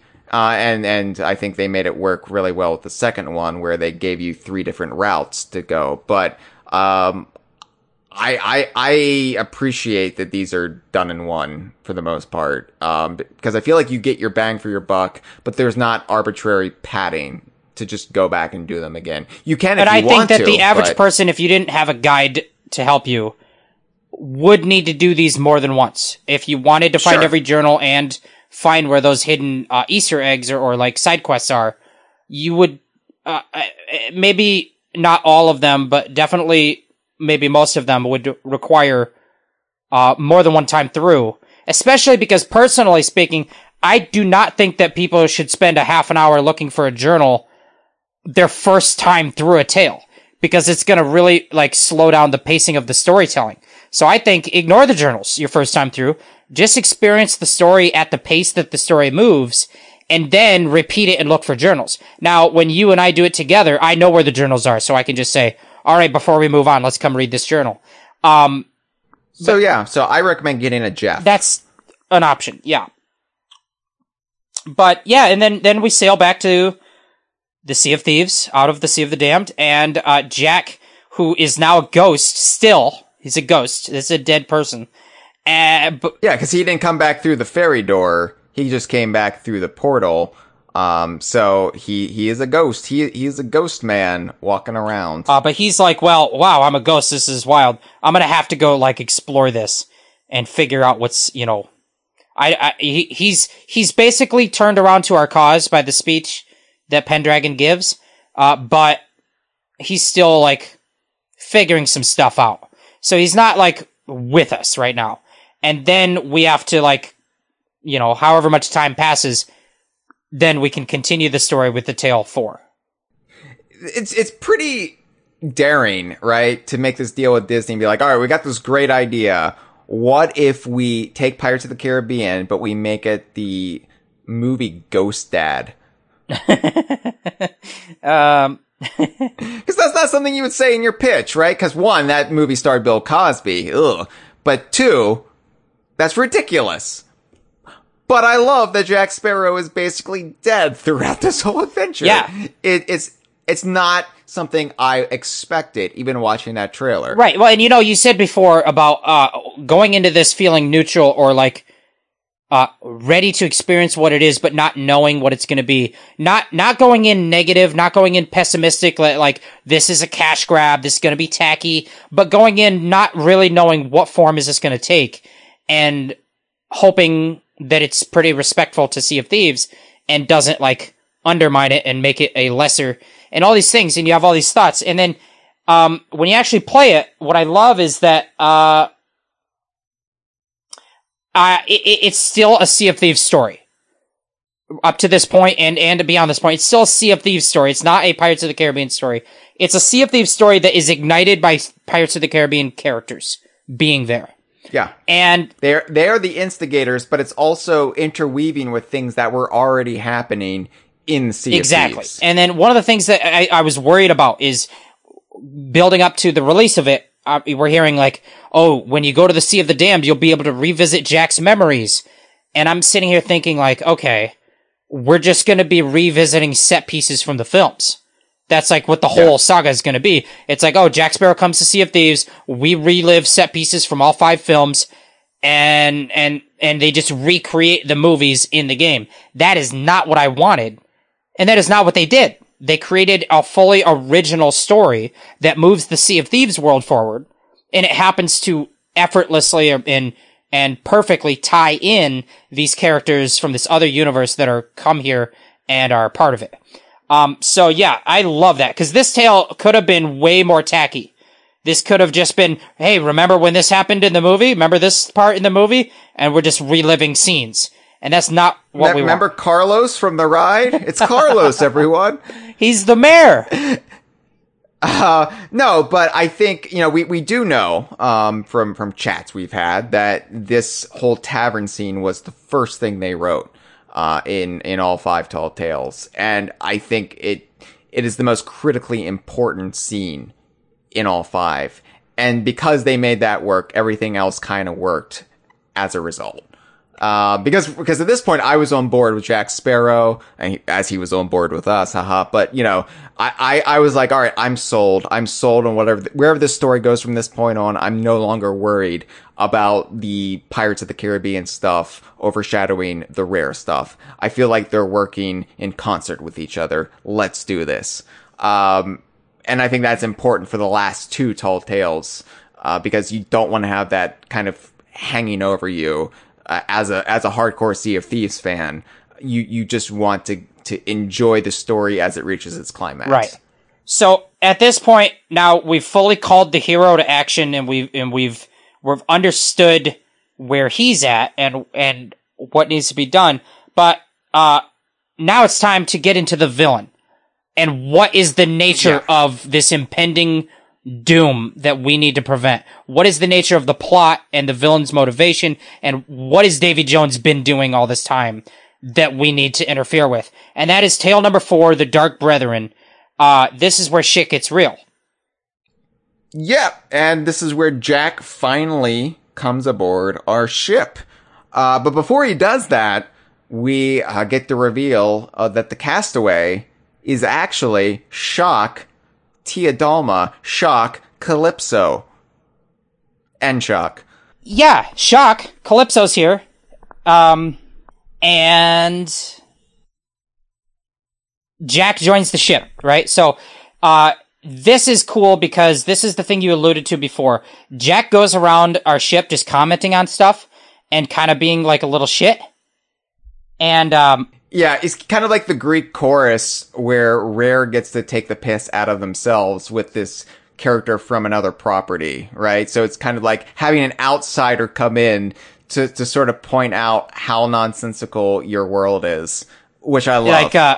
Like, Lost Gold Fortress. How can it be lost if it's on this map? Or like, Devil's Roar, Devil's Ridge, Devil's Thirst. Pirates are really clever with their names, like the little digs. And that's fun. And it just kind of happens as you're sailing, to the location this tale takes place, which is at the Coral Fortress, which is once again, not a private instance. You do not go to a portal. Although, because this is later in the sequence of tales, there was less bunching up of players. Not to say it didn't happen. Gibbon, I am Gibbon in our live stream chat, has said that it took Gibbon 5 attempts to complete the Dark Brethren tale. Because of other players having been there or just being there at the same time or going through and breaking the puzzles. Like the puzzles are broken if someone else is there or if someone is like 10 minutes ahead of you or whatever, like, and especially if you're the kind of players like most of us are that take our time and are looking for journals and stuff like that, other players coming up behind us are going to catch up and then they're going to ruin everything my advice to anyone is if you're doing Tale 4 or Tale 2 and you even have a whiff that there's another player in the area doing the tale, server hop and start from scratch. It is not worth your time. Because you can get halfway through or 80% through and then find that it's broken and you can't complete it. Because this other crew is here. Or, even if it's not broken, they could just ruin the experience for you. They could talk over the cutscenes. They could just kill you. It's a learning experience, I think, because it just could have easily been avoided. The 5th tale is also in the shared world, but it doesn't have that problem because there's multiple locations it can take place, and they can send crews to different places. If another crew is doing it, they can go somewhere else. And that's how every tall tale did before this, mostly. There was multiple locations you could go to. Now, that being said, the Coral Fortress is a really cool location. It is now the most northerly spot on the Sea of Thieves map, where once there was the Devil's Shroud, it has receded, and you can sail to this giant glistening castle made of coral. And actually, isn't it supposed to be like the Disney castle? Yeah, they used it that way in the trailer to be like the Disney castle, Disney intro, and that's very clever. Another clever aspect of it is that the Sirens built this for Davy Jones because he cannot set foot on land. That's like a part of his curse. Oh, that's right. So I forgot about Davy that. Jones cannot set foot on land except one day every 10 years because of his curse. But because the Sirens built him this Coral Fortress, it is not land, it is of the sea, is what they say in the game, like in the lore. This is built of the sea. It is like setting foot on the seabed and not on land. That's clever. So yeah, we have this cool fortress, and Jack can get into the fortress because Jack has a locket that belonged to Calypso that is the other half of a locket that Davy Jones has because he cannot get over his ex. No, dude, how long has it been? Like I've been hung up on some exes in my life, but it only took me, I think the most severe was like 3 years, and that's just because it was just a crisis of self-confidence. It wasn't that I was actually hung up on her, I was hung up on the idea of her. Yeah, well, at least, I mean, it's not like your significant other was bound to a chest of eternal sorrow, and then you're unable to ever release them from their suffering. You just got dumped, guy. Like, move on. Right. Anyway, so we get in the fortress, and basically you navigate through this fortress. There's journals to find. again, the journals can be pretty obtuse. In this one, there's 10 of them in a row. It's not like the other ones where they're like, oh, there's 5 journals in this area specifically, and there's 5 journals in this other area. This one is just like, there's 10 journals, and you're gonna have to find them all. And they're but there's a side quest thing with these levers that is not a fun one, personally speaking. But as the guy who had to solve it instead of just get told the solution, it was not that fun. Now, look, I pulled enough levers in Donkey Kong 64 for a lifetime. I had to work up to unlock that ability. But yeah, we navigate through the tower, through the fortress, once again using those merfolk statue puzzles. You can arrange the arm of the statue in high, low, medium, and there's like a mural somewhere in the room that will show you what the arrangement needs to be. And so you just find the mural, find the statue, arrange it how it has to be, and you've input the code into the lock. And this all started to feel a little samey, I will admit. This just felt like a less novel reheating of the second tale, the Sunken Pearl. But again, because I was sailing it or doing it, I was sailing with a crew of 4. I was with my friends. I was in a good headspace. I thoroughly enjoyed it. And I feel like that's why Jebaha made the right call, saying he was waiting for his crew to do these. Not to say you couldn't do these with, a less than galleon crew or even by yourself, but I think you're going to get so much out of it having that sense of discovery with your friends. Absolutely. Yeah, and so my only issue with the puzzle, with those merfolk puzzles, is that the mechanism that you can input the solution, it invites more variety than they take with it. They could have gone farther and done different things with it, but they didn't. Like, an example is, how do you figure out what code to put into the statue? You look around the room and you find it on a wall. But you could find other ways to hide that information. Or to other ways to convey that information with puzzles. The other thing is that sometimes a statue is missing a siren gem in its heart, and you have to fight some ocean crawlers to get that siren gem. But every time it's just fight the ocean crawlers, they drop the gem, put it in the statue, and now the statue works. They could come up with other puzzles on how to hide that gem. And I just think that it's mainly like there's potential for this input mechanism to have more variety, and they don't take advantage of it. In the first set of tales, they have those puzzle vaults where you can spin the block, and you have to spin the 4 blocks to the right arrangement and hit the enter button. And between those 9 tall tales, they use those blocks like 5-6 times, or maybe more, because it's like 4 different times in the Shores of Gold. And I feel like they do a good job of adding a ton of variety to this very simple mechanism. You just spin some blocks and set it up in the right way. But how do we get that information to you? Is they have a lot of creativity with how they do it. In this tale, it's basically the same puzzle every time. And we already did that once in the second tale. So as a puzzle, mechanically, it's just not all that exciting. Now, what this tale does great, though, other than how awesome the visuals of like the location is, like these giant chambers, are really cool. But it is the set pieces.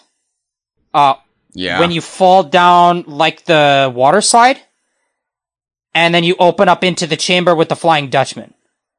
Yeah, the water slides in particular really, like, we're done with all the theme park worshipping at this point, but this does feel like maybe a little bit of an extension of that, where we've got, like, I know there's no water slide in the actual Pirates of the Caribbean ride, but it does feel like an amusement park set piece. Like, I'm going down this water slide, I am the log flume, so that I really enjoyed, even though you had to tell us which path to take because you could miss a path and there's a commendation for it, and so that was kind of stressful. Yeah, there was it's like, make sure you yeah. The commendation was like, it was like if you held a direction and go down a side path on this water slide, you would get a commendation. But they don't advertise that to you, and you have no way of knowing that there's side paths unless you do it by trial and error. And so it's basically impossible to do on your first try unless you know it's coming.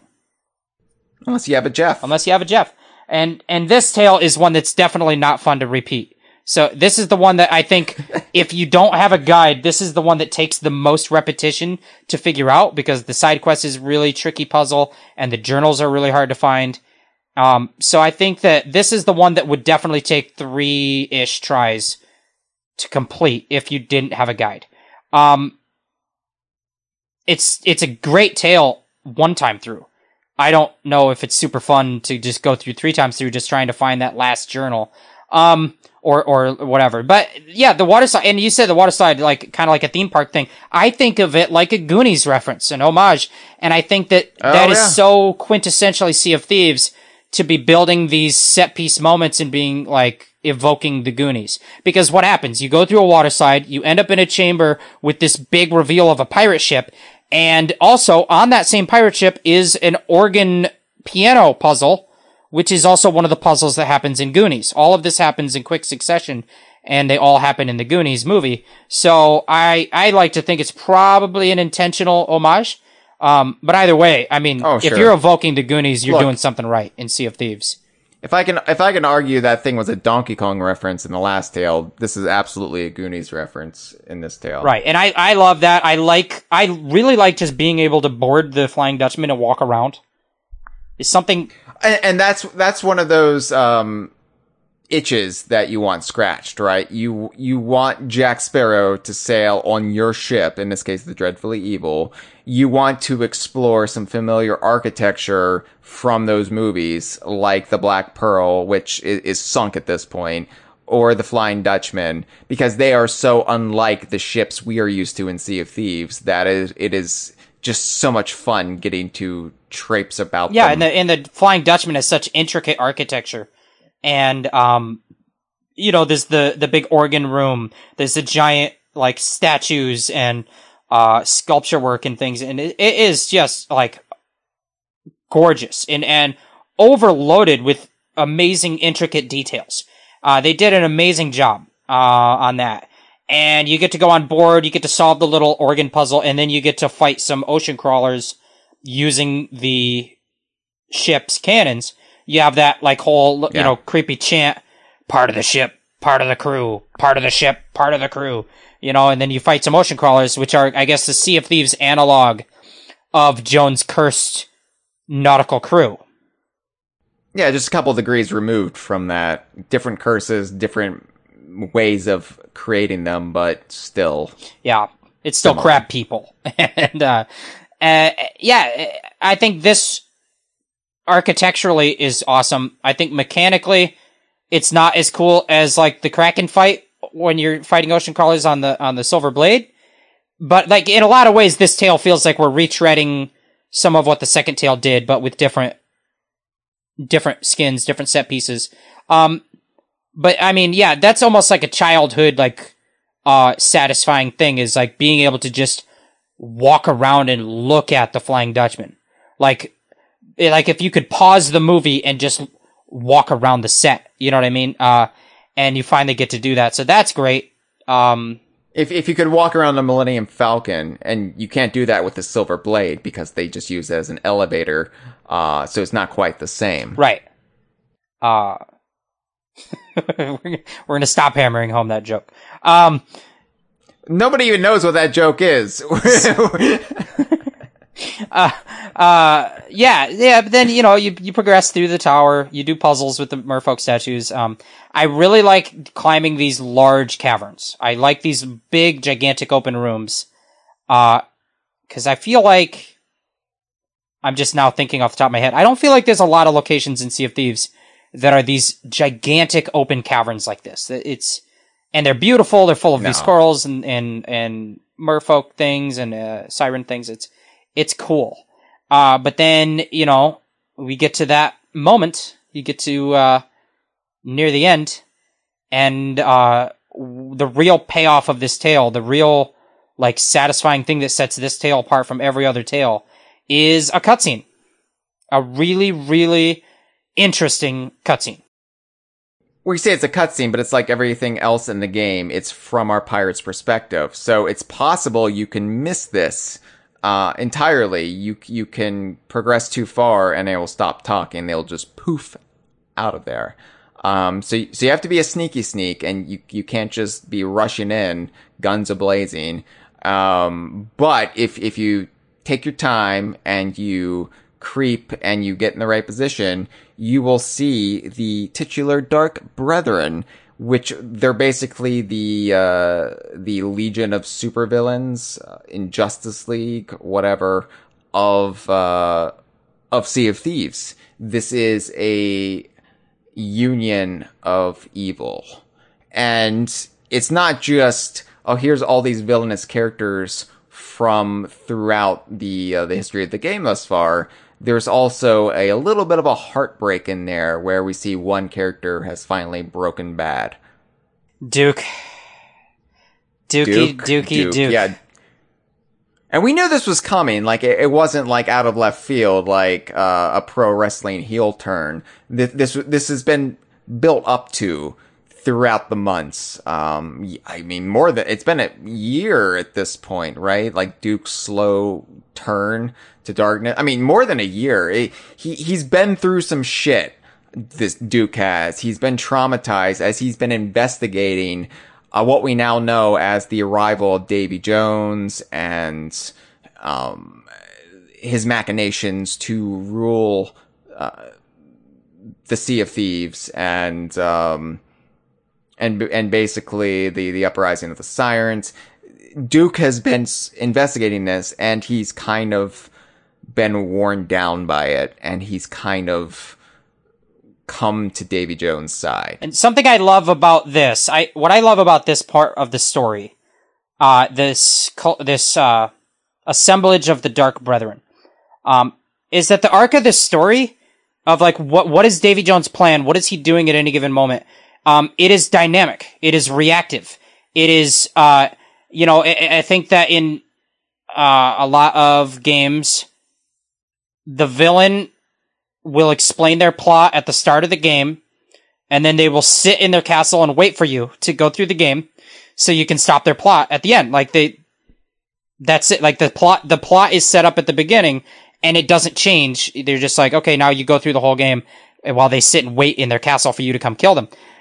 In this, it's no, like Davy Jones comes and he makes a pact with the Sirens because the Sirens can build him fortresses to make a new locker, because here he has no power over the afterlife. But that's where he gets his power, is by compelling pirates into his service, or else they'll be locked in his locker. And so the Sirens are going to build him his new locker, but we kill the Siren Queen, and she is dead and not even alive. So he's kind of on his back foot. He seeks out advice from his boss, which we'll talk about, and calls together and forms this Dark Brethren of people with like interests, because now he needs a backup plan. And they said, we can't build Siren, we can't just rule the sea with the Sirens. Then I guess we're gonna have to wage war against the Ferryman. That's our backup plan. And take over the Sea of the Damned. And so, yeah, the story does not progress like, this happened, and then this happened, and then this happened. The story progresses like, this happened, and therefore this happened, which caused this thing, which caused this. Like, it's not just a bunch of junk. It's not just a bunch of things. It's dynamic. It's dynamic, and it's a great story. I like it. I like the story. But yeah, so Duke is here. Duke is evil. Wanda is here, and Wanda has turned on Flameheart. Wanda the Warsmith. Wanda just goes with the wind. Wanda was for herself at first, and then she became a full disciple of Flameheart. And now Wanda's aligned with Davy Jones. She had her Harley Quinn moment.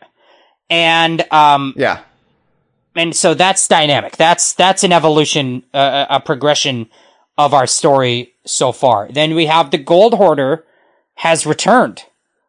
And oh, wow, like, you know, we thought we killed that guy, but we always knew we probably hadn't seen the last of him.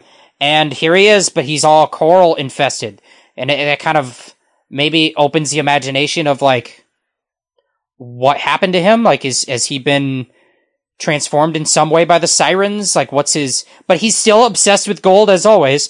And this great fan-pleasing moment where Davy Jones buys his allegiance by giving him the 882 pieces of Cortez's cursed Aztec gold from the first Pirates of the Caribbean film. That is cool. And he's already a skeleton, so it doesn't really matter, does it? But yeah, it's like if this was the Austin Powers crossover, this would be the point where we see Goldmember, right? And he'd be like, coral. I love gold, right? That's what he says. All of his skin is peeled off because it's always peeling. And he eats it. Yeah, but the Gold Hoarder's been reconstituted with coral. Maybe some siren magic there. We don't really know, but he's kind of like a zombie, but not really a zombie because he was already kind of a zombie. You know, it's fun. It's fun. It's just fun times. So yeah, we got this cool moment. All the villains talking. Davy Jones kind of explaining, you know, the plan, and you've got all these conflicting motivations of these. Each character is kind of on their own different arc, but they're all united under this similar, like, evil machination or like endgame. And so, yeah, this is just like the moment of the saga in terms of like a oh shit cutscene, like a just really satisfying and shocking plot moment. Yeah, I mean, we had all those heroic characters in the Tavern of the Damned and the Last Tall Tale. This is the villain's turn for that. So, and again, it's like having all these Sea of Thieves villains that we've all tangled with in the past that have all had an event centered around them, minus Duke, but, you know, now Duke's just a baby villain. It is, a way to celebrate Sea of Thieves and not just have it be, and now Davy Jones is the big bad Pirates of the Caribbean time. No, it all works, again, together. Right. Yeah, and, there is also the plot reveal that is the biggest oh shit for only the most diehard Sea of Thieves nerds, which is the name dropping of the captain. This kind of, incredibly mysterious character, the captain, who apparently has Davy Jones' heart. And Davy Jones is, working for him. And all of this plot that is unfolding is kind of the machinations of this character that we have known existed in the background, but has thus far not directly influenced the video game at all.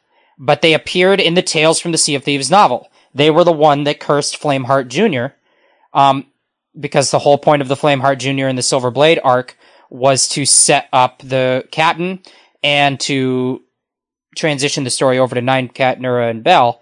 Not to get the entire fandom to obsess over this bad pirate who can't even sail good, Flameheart Jr. and his ship that was just name dropped barely. And yeah, the captain. The captain is like the oh shit moment of the saga for people who are just like obsessed with those little details. Like, oh my god, the guy who only was in that like expanded universe book from 3 years ago. Yeah, that gets me excited. That kind of stuff. Yeah, and so like the fact that there is a bigger bad out there, that Davy Jones is but a pawn in somebody else's game, like that just affords them years of storytelling potential and opportunity. So, but is the Captain Barbossa? Is the Captain Black Eye? Captain Hook. Anyway, I also was worried when they... The Captain and Tennille. Captain Insano shows no mercy. When I heard the intro to this story, we're gonna, like, Davy Jones has called together his own Brethren Court of Evil, and we're gonna go interrupt it. I was a little nervous that this was just gonna be a cavalcade of Disney characters. Like, oh, I'm calling together a council of evil. So we've got Captain Hook and, I don't know, Scar from The Lion King and, and I don't, the disease that killed the wife on Up, and that guy who collects toys in Toy Story 2. But no, we didn't get that. It was a firmly Sea of Thieves entrenched, story. Not just like a Disney blowjob, and it was great. I love it. Oh, there goes our Disney sponsorship because you said the words Disney blowjob, which they do not offer. Yeah, but I would give HBO Max a blowjob if we could get that one going. Anyone? No? All right. Well, contact our people, our emails. Getting a Disney blowjob with the service, that's what they call a Disney Plus. Yeah, but for the premiere access, you have to pay. I don't know. Oh man, Disney, that's a company. So then we had to fight the Gold Hoarder. Yeah. And of course, I had some trauma-related flashbacks here, because the last time I fought the Gold Hoarder, I died right when he died, meaning I missed the entirety of the culmination of the 9 tall tales, or 10 tall, however many it was, for the Shores of Gold campaign. I missed the entire cutscene because I was on the ferry. Not only did you miss it, your streaming audience missed it, because they were watching your perspective on the Ferry of the Damned while the cutscene aired without you. But we fought the Gold Hoarder. Terrible. Jack is involved, dropping us supplies and stuff, and he's up in the rafters being all ghostly. While the Gold Hoarder and Davy Jones are like trying to like do a ritual. And we killed that guy. Yeah. I'm sure the Gold Hoarder will be back at some point, but he's dead again, and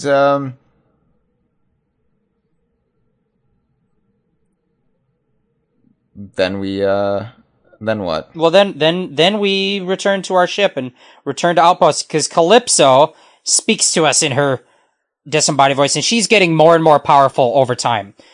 She arrived in the Sea of Thieves, coming from another world, and she kind of is weak and is like, I'm trying to get my bearings, and she's hearing the whispers on the winds of this evil plot that's unfolding. But as she progresses, she's getting more and more power in this realm. So she talks to us, and she's all like, "Hey, come on back to the Outpost. We gotta do something about this stuff." And we're just like, that's actually her voice. Yeah. That was a spot on impression. I have to be very careful not to try to attempt to do her voice, because I don't think it's in good taste for me to do. It's not. No, you can't. You can't do that. So, it would just when Carlos the Mayor. When I hear her speak, it's, "Hey, come on back. We gotta do something, guys." They're making me real mad. Wow. I would have never guessed her identity, though, if she spoke with that accent. Yeah, it would have made her a lot more of a plot twist. It's mysterious. Yeah, and then we're right up to Tale 5. So Jones is going to open a portal. He's going to open basically a total assault on the Sea of Thieves from the Sea of the Damned. He sent his Dark Brethren to the Sea of the Damned to recruit ghosts.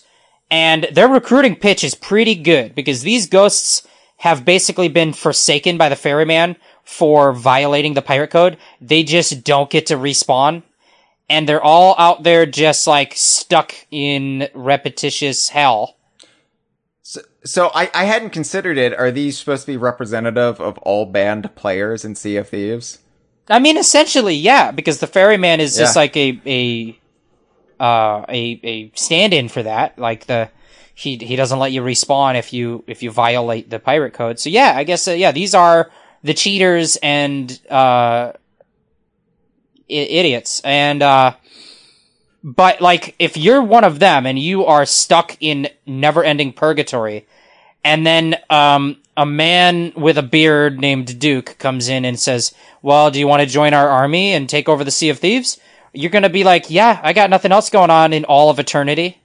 So, like, it's a good pitch. And they're going to wage some war, but we're going to wage some war back. Because now, we said last time Jack got to join the ship. This is when Jack really joins the ship, because we stay on our ship for 90% of this tale. Yeah, this whole tale is basically, minus like 1 or 2 bits, this is basically an elaborate ship battle, similar to the Flameheart ghost ship battles, but obviously with a lot more bells and whistles and weight behind it. Right. And we get a lot of story unfolding here with Calypso and Jones, and Jones is basically irredeemable. And so we're gonna probably kill that guy. He's already been dead once. Like, is it spelled out how he's back? Because I know the end of the 5th Pirates of the Caribbean movie, Will Turner gets his curse lifted. He's no longer captain of the Flying Dutchman, and that just provides the mechanism for Davy Jones to come back, as seen in the end credits, or hinted at the end credits, right? Well, like the way because my understanding is that this is a Disney film, and so the way that the fan favorite villain has returned is somehow. Okay, but I'm just saying, like, that is the most logical assumption, is that because Will Turner lifted the curse, captaincy of the Flying Dutchman has reverted back to Davy Jones. Yeah, it's because there has to be a captain. The Flying Dutchman had a vacancy, and there has to be a captain. And I think that that's basically what they allude to. Like, Jack himself doesn't really understand it, but he says, I suppose the Dutchman needs a captain. So that's how he's returned. Yeah. And that's just fine. But he's now, after this, trinket that Jack had, or Jack stole from him, and then they chases Jack into the Sea of Thieves to get it, and he ends up trying to take over the Sea of Thieves by teaming with the Sirens, who, they have a mutual kind of suffering in common, him and the Siren Queen, because of their, like, lost loves and, just pent up animosity of that. So they're both kind of singing a song of sorrow, and so they're like, well, let's just work together and take over the seas. But anyway, you said the third story was the one with the most emotional resonance for you? The end of it. Yes. This one for me is that for me. This is like a payoff of that, because so we're fighting these ghosts. The Black Pearl comes back as also a ghost. It's because these are just constructs that are manifested as memories of the dead. So, not all memories are bad things. We have the Black Pearl to come back. And Jack dons, the captainship of that once again. And then all the other captains come to aid us in our fight. The people that we, through all of our journeys through the years, have saved and helped in the afterlife, are now going to have our back. And so we've got Slate, Wild Rose, Pendragon, not to mention George.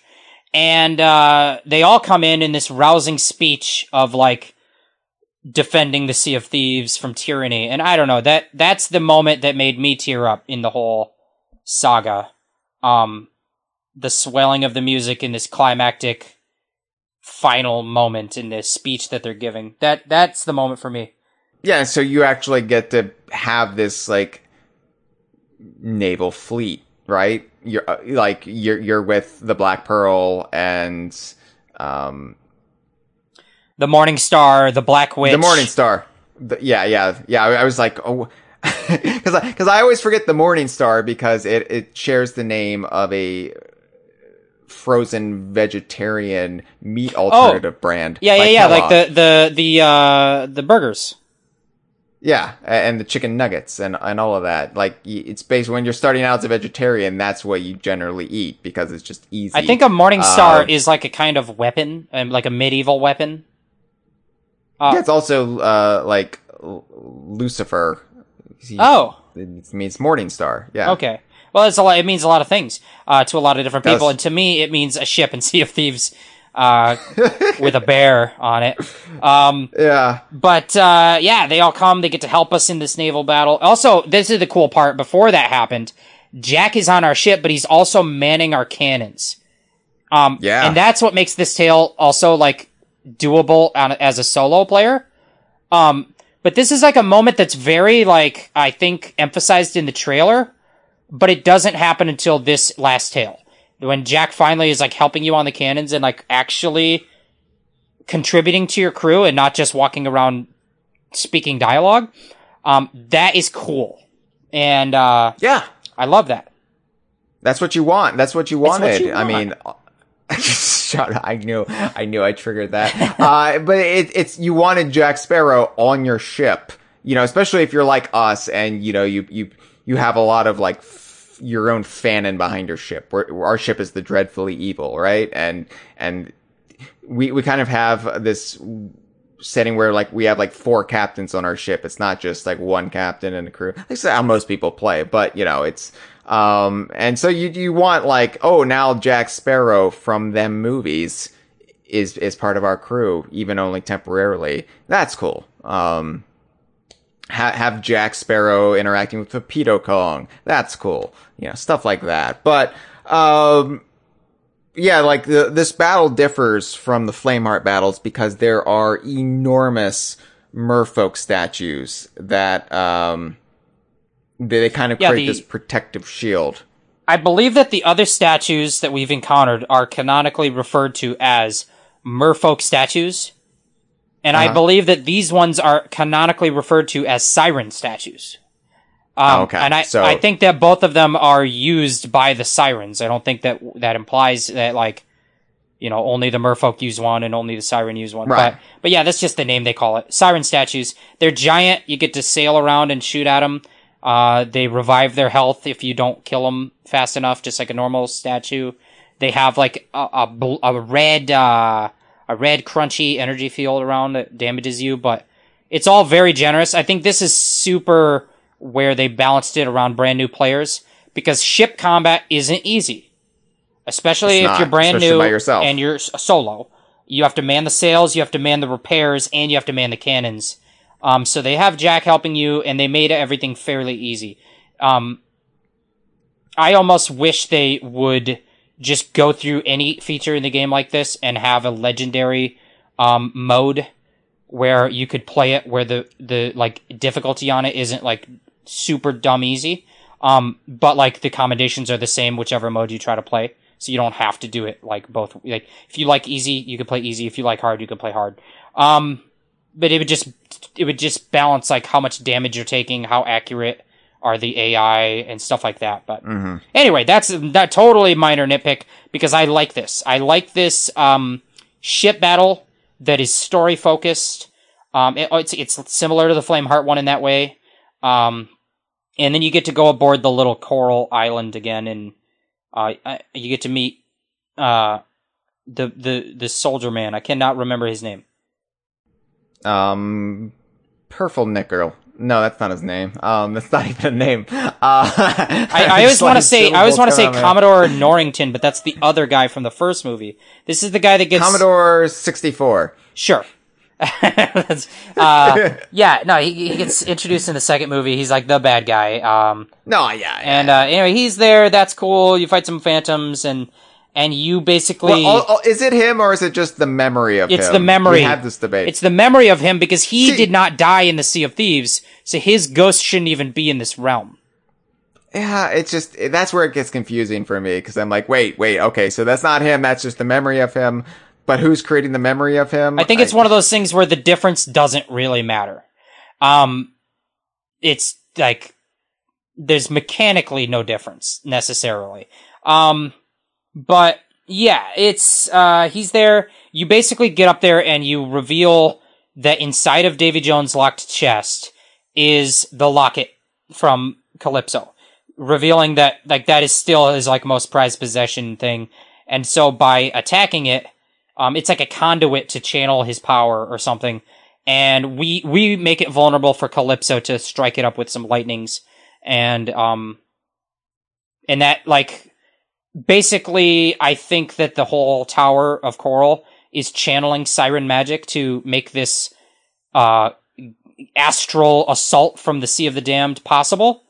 But once we make it vulnerable and Calypso attacks it, we have attacked the source of his, like, it's like amplifying his powers. So now he's got to just attack us on the Dutchman. We get to fight the Dutchman. which is a boat. Right, but it's a ship that has a lot of weight behind it, not only for the Pirates of the Caribbean franchise, but also in actual nautical lore. So it's kind of cool that we get to fight the Dutchman, the Flying Dutchman in Sea of Thieves. Given with the knowledge in the chat, Cutler Beckett. Cutler Beckett was the character from the East India Trading Company. That sounds a lot more right than Puffernickel or whatever. Yeah, Simon and Garfunkel or whatever. No, those were the two pirates from the third movie. Anyway. Yeah. So we get to fight the Dutchman. I mean, that's just a cool thing. I think the only maybe it's mechanically not that different from anything other than they do have the what do you call that? They drop the capstan, which in the movies is how they summon the Kraken. But they don't summon the Kraken. It just echoes out a shockwave that damages our ship like a Wraith Ball. I'm sure the game would have crashed if they actually tried to incorporate the Kraken here. Yeah, it's fine that they didn't. It just feels like if you can't reference the Kraken, maybe don't even reference the capstan bit. Because people expect the Kraken to show up when you do that, but sure. But we already fought a Kraken. It's fine. It's fine. And then you and also the ocean crawlers are hopping on the galleon. Oh too, yeah, throughout this whole battle, yeah, they've got. Been hopping on, which is a cool thing. And they kind of advertised it in all the lead up, like ocean crawlers are a new enemy type, but they can jump on your ship, so you're never safe. You can be attacked at any time, and they don't do that. That's not even true. They only do it during this tall tale, and I kind of wonder if it's intended that they're supposed to, but it's not functional. They just need to fix something that they might just get patched one of these days, and maybe they will start attacking us out at random sea. I think that'd be cool. It'd be frustrating if you're solo and you're just trying to fish and you get attacked by a crab. Right. That's the thing. I'm glad I've got almost all the fish at this point, because fishing in the game is much harder than it used to be, because the potential for disaster is just so much greater than it used to be. Right. Yeah, and then the other thing that happens there is all of your ally ships are also firing at the Dutchman. So it's not a hard I think that you can win this battle without firing a shot, because your allies will probably eventually kill them. And it's the shortest tall tale by far. It is super short. It's absolutely breezy. Very easy, breezy, beautiful cover girl. And, from TV. And... Oh. You sink the Dutchman, and he's got this kind of I'll never be defeated by the likes of you, Jack Sparrow! And then, on the screen, they type out all the A's and H's, because he calls him Jack Sparrow. And I love that. I love the guy doing the Davy Jones voice. It's not Bill Nye, the science guy, but it is a sound-alike. But he's not just doing, purely an impression. He's a little bit making it his own, and I like it. And he has a moment in this battle where he says something about oh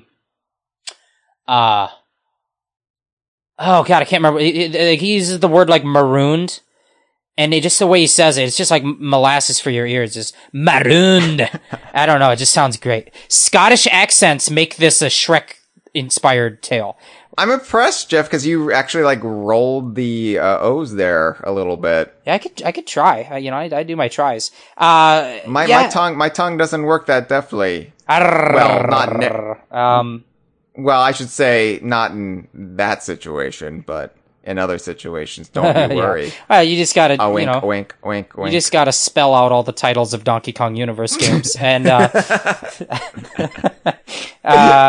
yeah. Look, if I can record a 4-hour podcast, I can do a lot for 4 hours, if you catch my drift. And we've spent a lot of times in coral tombs, so we don't mind the smells of fish. I can't even make that joke. I'm a nosmic. I don't know what anything smells like. Yeah, we kill him. We don't kill him. The ferryman takes him prisoner. He's now the ferryman's prisoner. So, Right. The Black Pearl rises out of the depths as the coral, tower sinks into the depths. Do the merfolk revive it, or who revives the Black Pearl? Santa? I guess the merfolk. Claus? Yes, the merfolk did it. Yeah. Because Gibbs says so. Gibbs says some kind merfolk revive the ship. And then the ferryman appears and all the ghosts appear. We have Jack's crew on the ship, but then we have all the ghosts appear on the ship, and we have the ferryman appear. And the ferryman basically is like, shit happens. I should have trusted you, Mr. Jack Sparrow, but I didn't. So, no harm, no foul. And then we get this great epilogue cutscene, but we also get the dynamic, of like, what is this treasure we've been after the whole time? And, why? What is it, and why is it a big deal? Because, the ferryman gives it back to Jack. He gives him the treasure that Jack stole from Davy Jones, and Davy Jones stole back, and why it was such a big deal that the ferryman had to like defend us from it. And it's basically a Stargate or whatever. I don't know. It's like it lets you warp to other universes. And so they came from the Pirates of the Caribbean universe, which has the East India Trading Company in it. It had Davy Jones lording over the sea. But they traveled to our universe, where we have the Grand Maritime Union, and we have the Sea of Thieves. And they fled into the Sea of Thieves, and Davy Jones followed through the portal. And then that's how this whole thing kicked off. Davy Jones wants to take over this Sea of Thieves.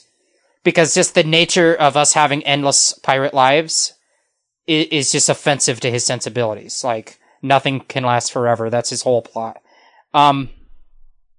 Yeah, and then, we get the great little scene. I think this whole epilogue here, where you can just breathe and hang out on the Black Pearl, it is like the reward that they give you, because obviously when you hear there's a Pirates of the Caribbean crossover, if you're a fan of that going into it, you're going to want that moment where you get to explore the Black Pearl. Absolutely. Right? As your pirate. And so I like that it's saved for the very end here. It is the most like obvious bit of navel gazing in all 5 tall tales, but it feels earned and it doesn't feel out of place, because except for tale 3. When you're at the auction scene and I'm navel gazing at that red-haired pirate lady. All right. Well, this is why it matters whether or not Cutler Beckett is a memory or not, because the same will apply to your future wife, Jeff. So anyway, but yeah, you get to kind of like, everybody gets to have a breather after saving the Sea of Thieves and the pirate's life there, and everybody just gets to kind of chill out on the ship. Yeah. This is after the ferryman too. The ferryman. There's this very important bit in here where the ferryman restores life to all of these previously deceased characters who haven't gone through the cycle of death and rebirth that we have. They've just been dead. And that includes Wild Rose and George. I always want to say George and Mildred, so I have to like catch myself. They're not the Ice Cubes. I keep trying to say George, John, Paul, and Ringo, but yeah, it's and then also restores to life Slate and Pendragon, although they remain ghost for the time being. We've likened this to holding in a fart. Yeah, they're holding in the fart. Because they're gonna turn into humans, but they needed to stay ghosts so that they could teleport away. Because this is also important. Wild Rose and George decide to join the crew of the Black Pearl and sail back with Jack to cross the dimensional boundary and sail back with him. So they are now, at least as far as Rare is concerned, canonically members of Jack Sparrow's crew, and they are leaving the Sea of Thieves. Their role in the narrative is done, and there's like it would be like if Rare was like, all right, we're gonna sell you these 2 characters, Disney, but you got to use them. Yeah, it is. It's essentially. I don't think Disney's doing anything with Pirates of the Caribbean again. Oh, personally, but no, they're gonna do the reboot with Karen Gillian and no, that already Margot Robbie. They stopped talking about that and started saying it was going to be Margot Robbie, and now I don't know if they're even still talking about that. But I don't think they'll do anything, probably. But whatever the case, this is like a satisfying kind of ending for Rose and George. Not ending like their adventure is over, but their adventures here are over, and we get to see, like, they're going to go on and they're going to have new adventures, but the stories that we're going to tell about them are done. And they get a happy ending too, which they had a bittersweet ending. Now they get an actual happy ending, which is cool to see. And Pendragon and Slate are going to stay around because they want to continue to defend the Sea of Thieves from the Dark Brethren and other threats, because they have unfinished business. So they're going to hold in the ghost fart. Yeah. Well, I think they leave the ship and then they let it all out and they become human. I'm sure the next time they show up, they will be human. But it's wiggle room there, because I think that whatever story they decide to tell with them, and I'm sure that at the moment they wrote this, they don't have every story of the future mapped out. No. But when they decide, we want to bring Pendragon back, they have a little bit of wiggle room to say, well, should we keep him a ghost or should we make him a human? What serves our story best? Because you could imagine that he just turned down the opportunity to become human. I don't know. You could imagine that would happen. Like, so it could go either way. Yeah, but, either way. Yeah, sometimes when you hold in a fart, it just comes out as a burp. I do like that they are restored to life. One of my critiques of the Pirates of the Caribbean movies was it felt like death had no consequence after a certain point. But I feel like this was earned in a way that some of the revivals in those movies weren't. And to bring back these two very important characters, restore them to life, and bring them into the cycle of life and death that is in Sea of Thieves. It feels like a big moment, especially for, like, Pendragon, who, of course, has a history before Sea of Thieves in his own Rare franchise. So, and they're exploring cool in the Sea of Thieves Origins comics. And I believe that the third and final of those Pendragon trilogy comics are releasing on Talk Like a Pirate Day, maybe? Which is today, if you're listening to this, probably. I don't... There's no way to know. We're so drunk. We've been drinking so long. Anyway, yeah, and then you watch you get back to your ship, or you leave the Black Pearl, and then it goes through the portal, the shimmering gold port. God, I've been drinking so long. Gold hoarder, the gold portal, the gold border. Goiter. Yeah, banana hoarder. Yeah, and they sing the song. They sing that song, and if you do all the commendations, if you get all the journals, do everything, play the fifth tall tale twice and destroy enough ghost ships and siren statues, you get the song in your shanty rotation. Temporary secretary. Temporary. Yeah, that you get the song. And we can't play it for you because we don't want to get any copyright issues, but right, Disney's already sued us because of the blowjob reference. Oh, we can't afford any more litigation. It's just not feasible. So, Jeff, here we are at the end. Oh my God, didn't know this was going to take 4.5 hours. I did. I did when we were 45 minutes in and we weren't on the tails yet. I was like, oh, okay. Sometimes we get hung up on trivial details, like when Cameron, DM Cumbo, and I talked about bookbinding for 45 minutes, and sometimes we breeze through other things. No, we didn't breeze through any of this. But I want to wrap this up on this beautiful Talk Like a Pirate Day with my final thoughts. And Jeff, established video game franchises, them crossing over with what's considered more mainstream IP isn't a new thing. It's new to us at DK Vine because we are sheltered. Well, I am sheltered. A lot of our listeners are sheltered with our Nintendo-fed diets, right? How Nintendo does things is the norm to a lot of us at DK Vine. But it's really a regular thing with a lot of the industry, the broader industry these days.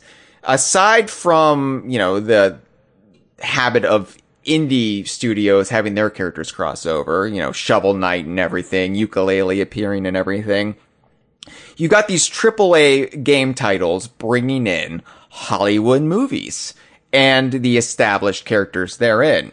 Mortal Kombat, they just cycled through all the DLC of 1980s action stars like Rambo, right?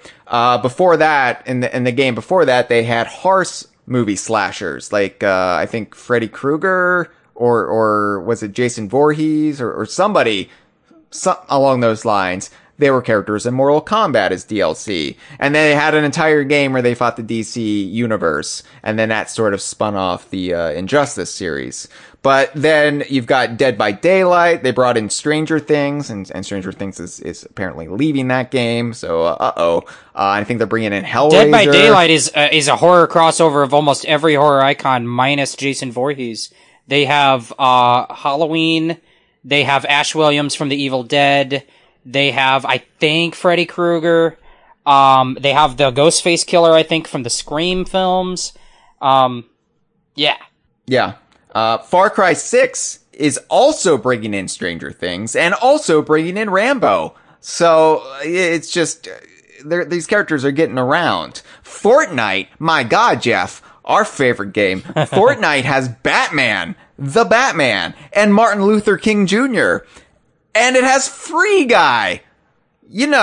Free Guy. The beloved international icon, Free Guy, from off of the movie Free Guy with Ryan Reynolds. Don't you like Ryan Reynolds, Jeff? I sure like Ryan Reynolds. Ryan Reynolds, he's so authentic and likable. And he's so well considered as a brand. Person, human being, Ryan Reynolds. Fuck, I love Free Guy. I love Ryan Rental. Remember when Ryan Reynolds brought back Rick Moranis for that cell phone commercial? God, Ryan Reynolds. I love Ryan Rental. He's so like me, Ryan Reynolds. I love his character. Singular. Nah, he's alright.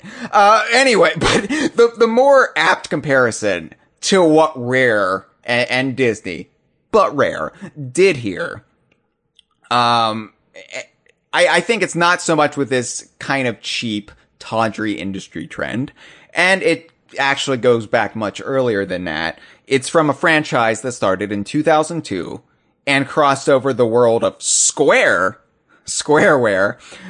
with the world of Disney. And that's, of course, Kingdom Hearts. I think this is more along the lines of Kingdom Hearts. It's a crossover that's well considered, well thought out, that is done partially because the dev team have a lot of affinity for it. And a lot of that inspired their own work. So why not actually do something with it if they can? And so I feel like this is just miles apart from Free Guy and Fortnite. But I also realize I'm a biased little shit, and I'm going to be more receptive to what Rare does. But I don't think I'm wrong here, right? Yeah, no, I think that, in the end, all things considered, I guess the last word I would have to say is that I saw Free Guy, and that it's like that's pretty good. I guess 7. This has been a File 2 production. Que rico.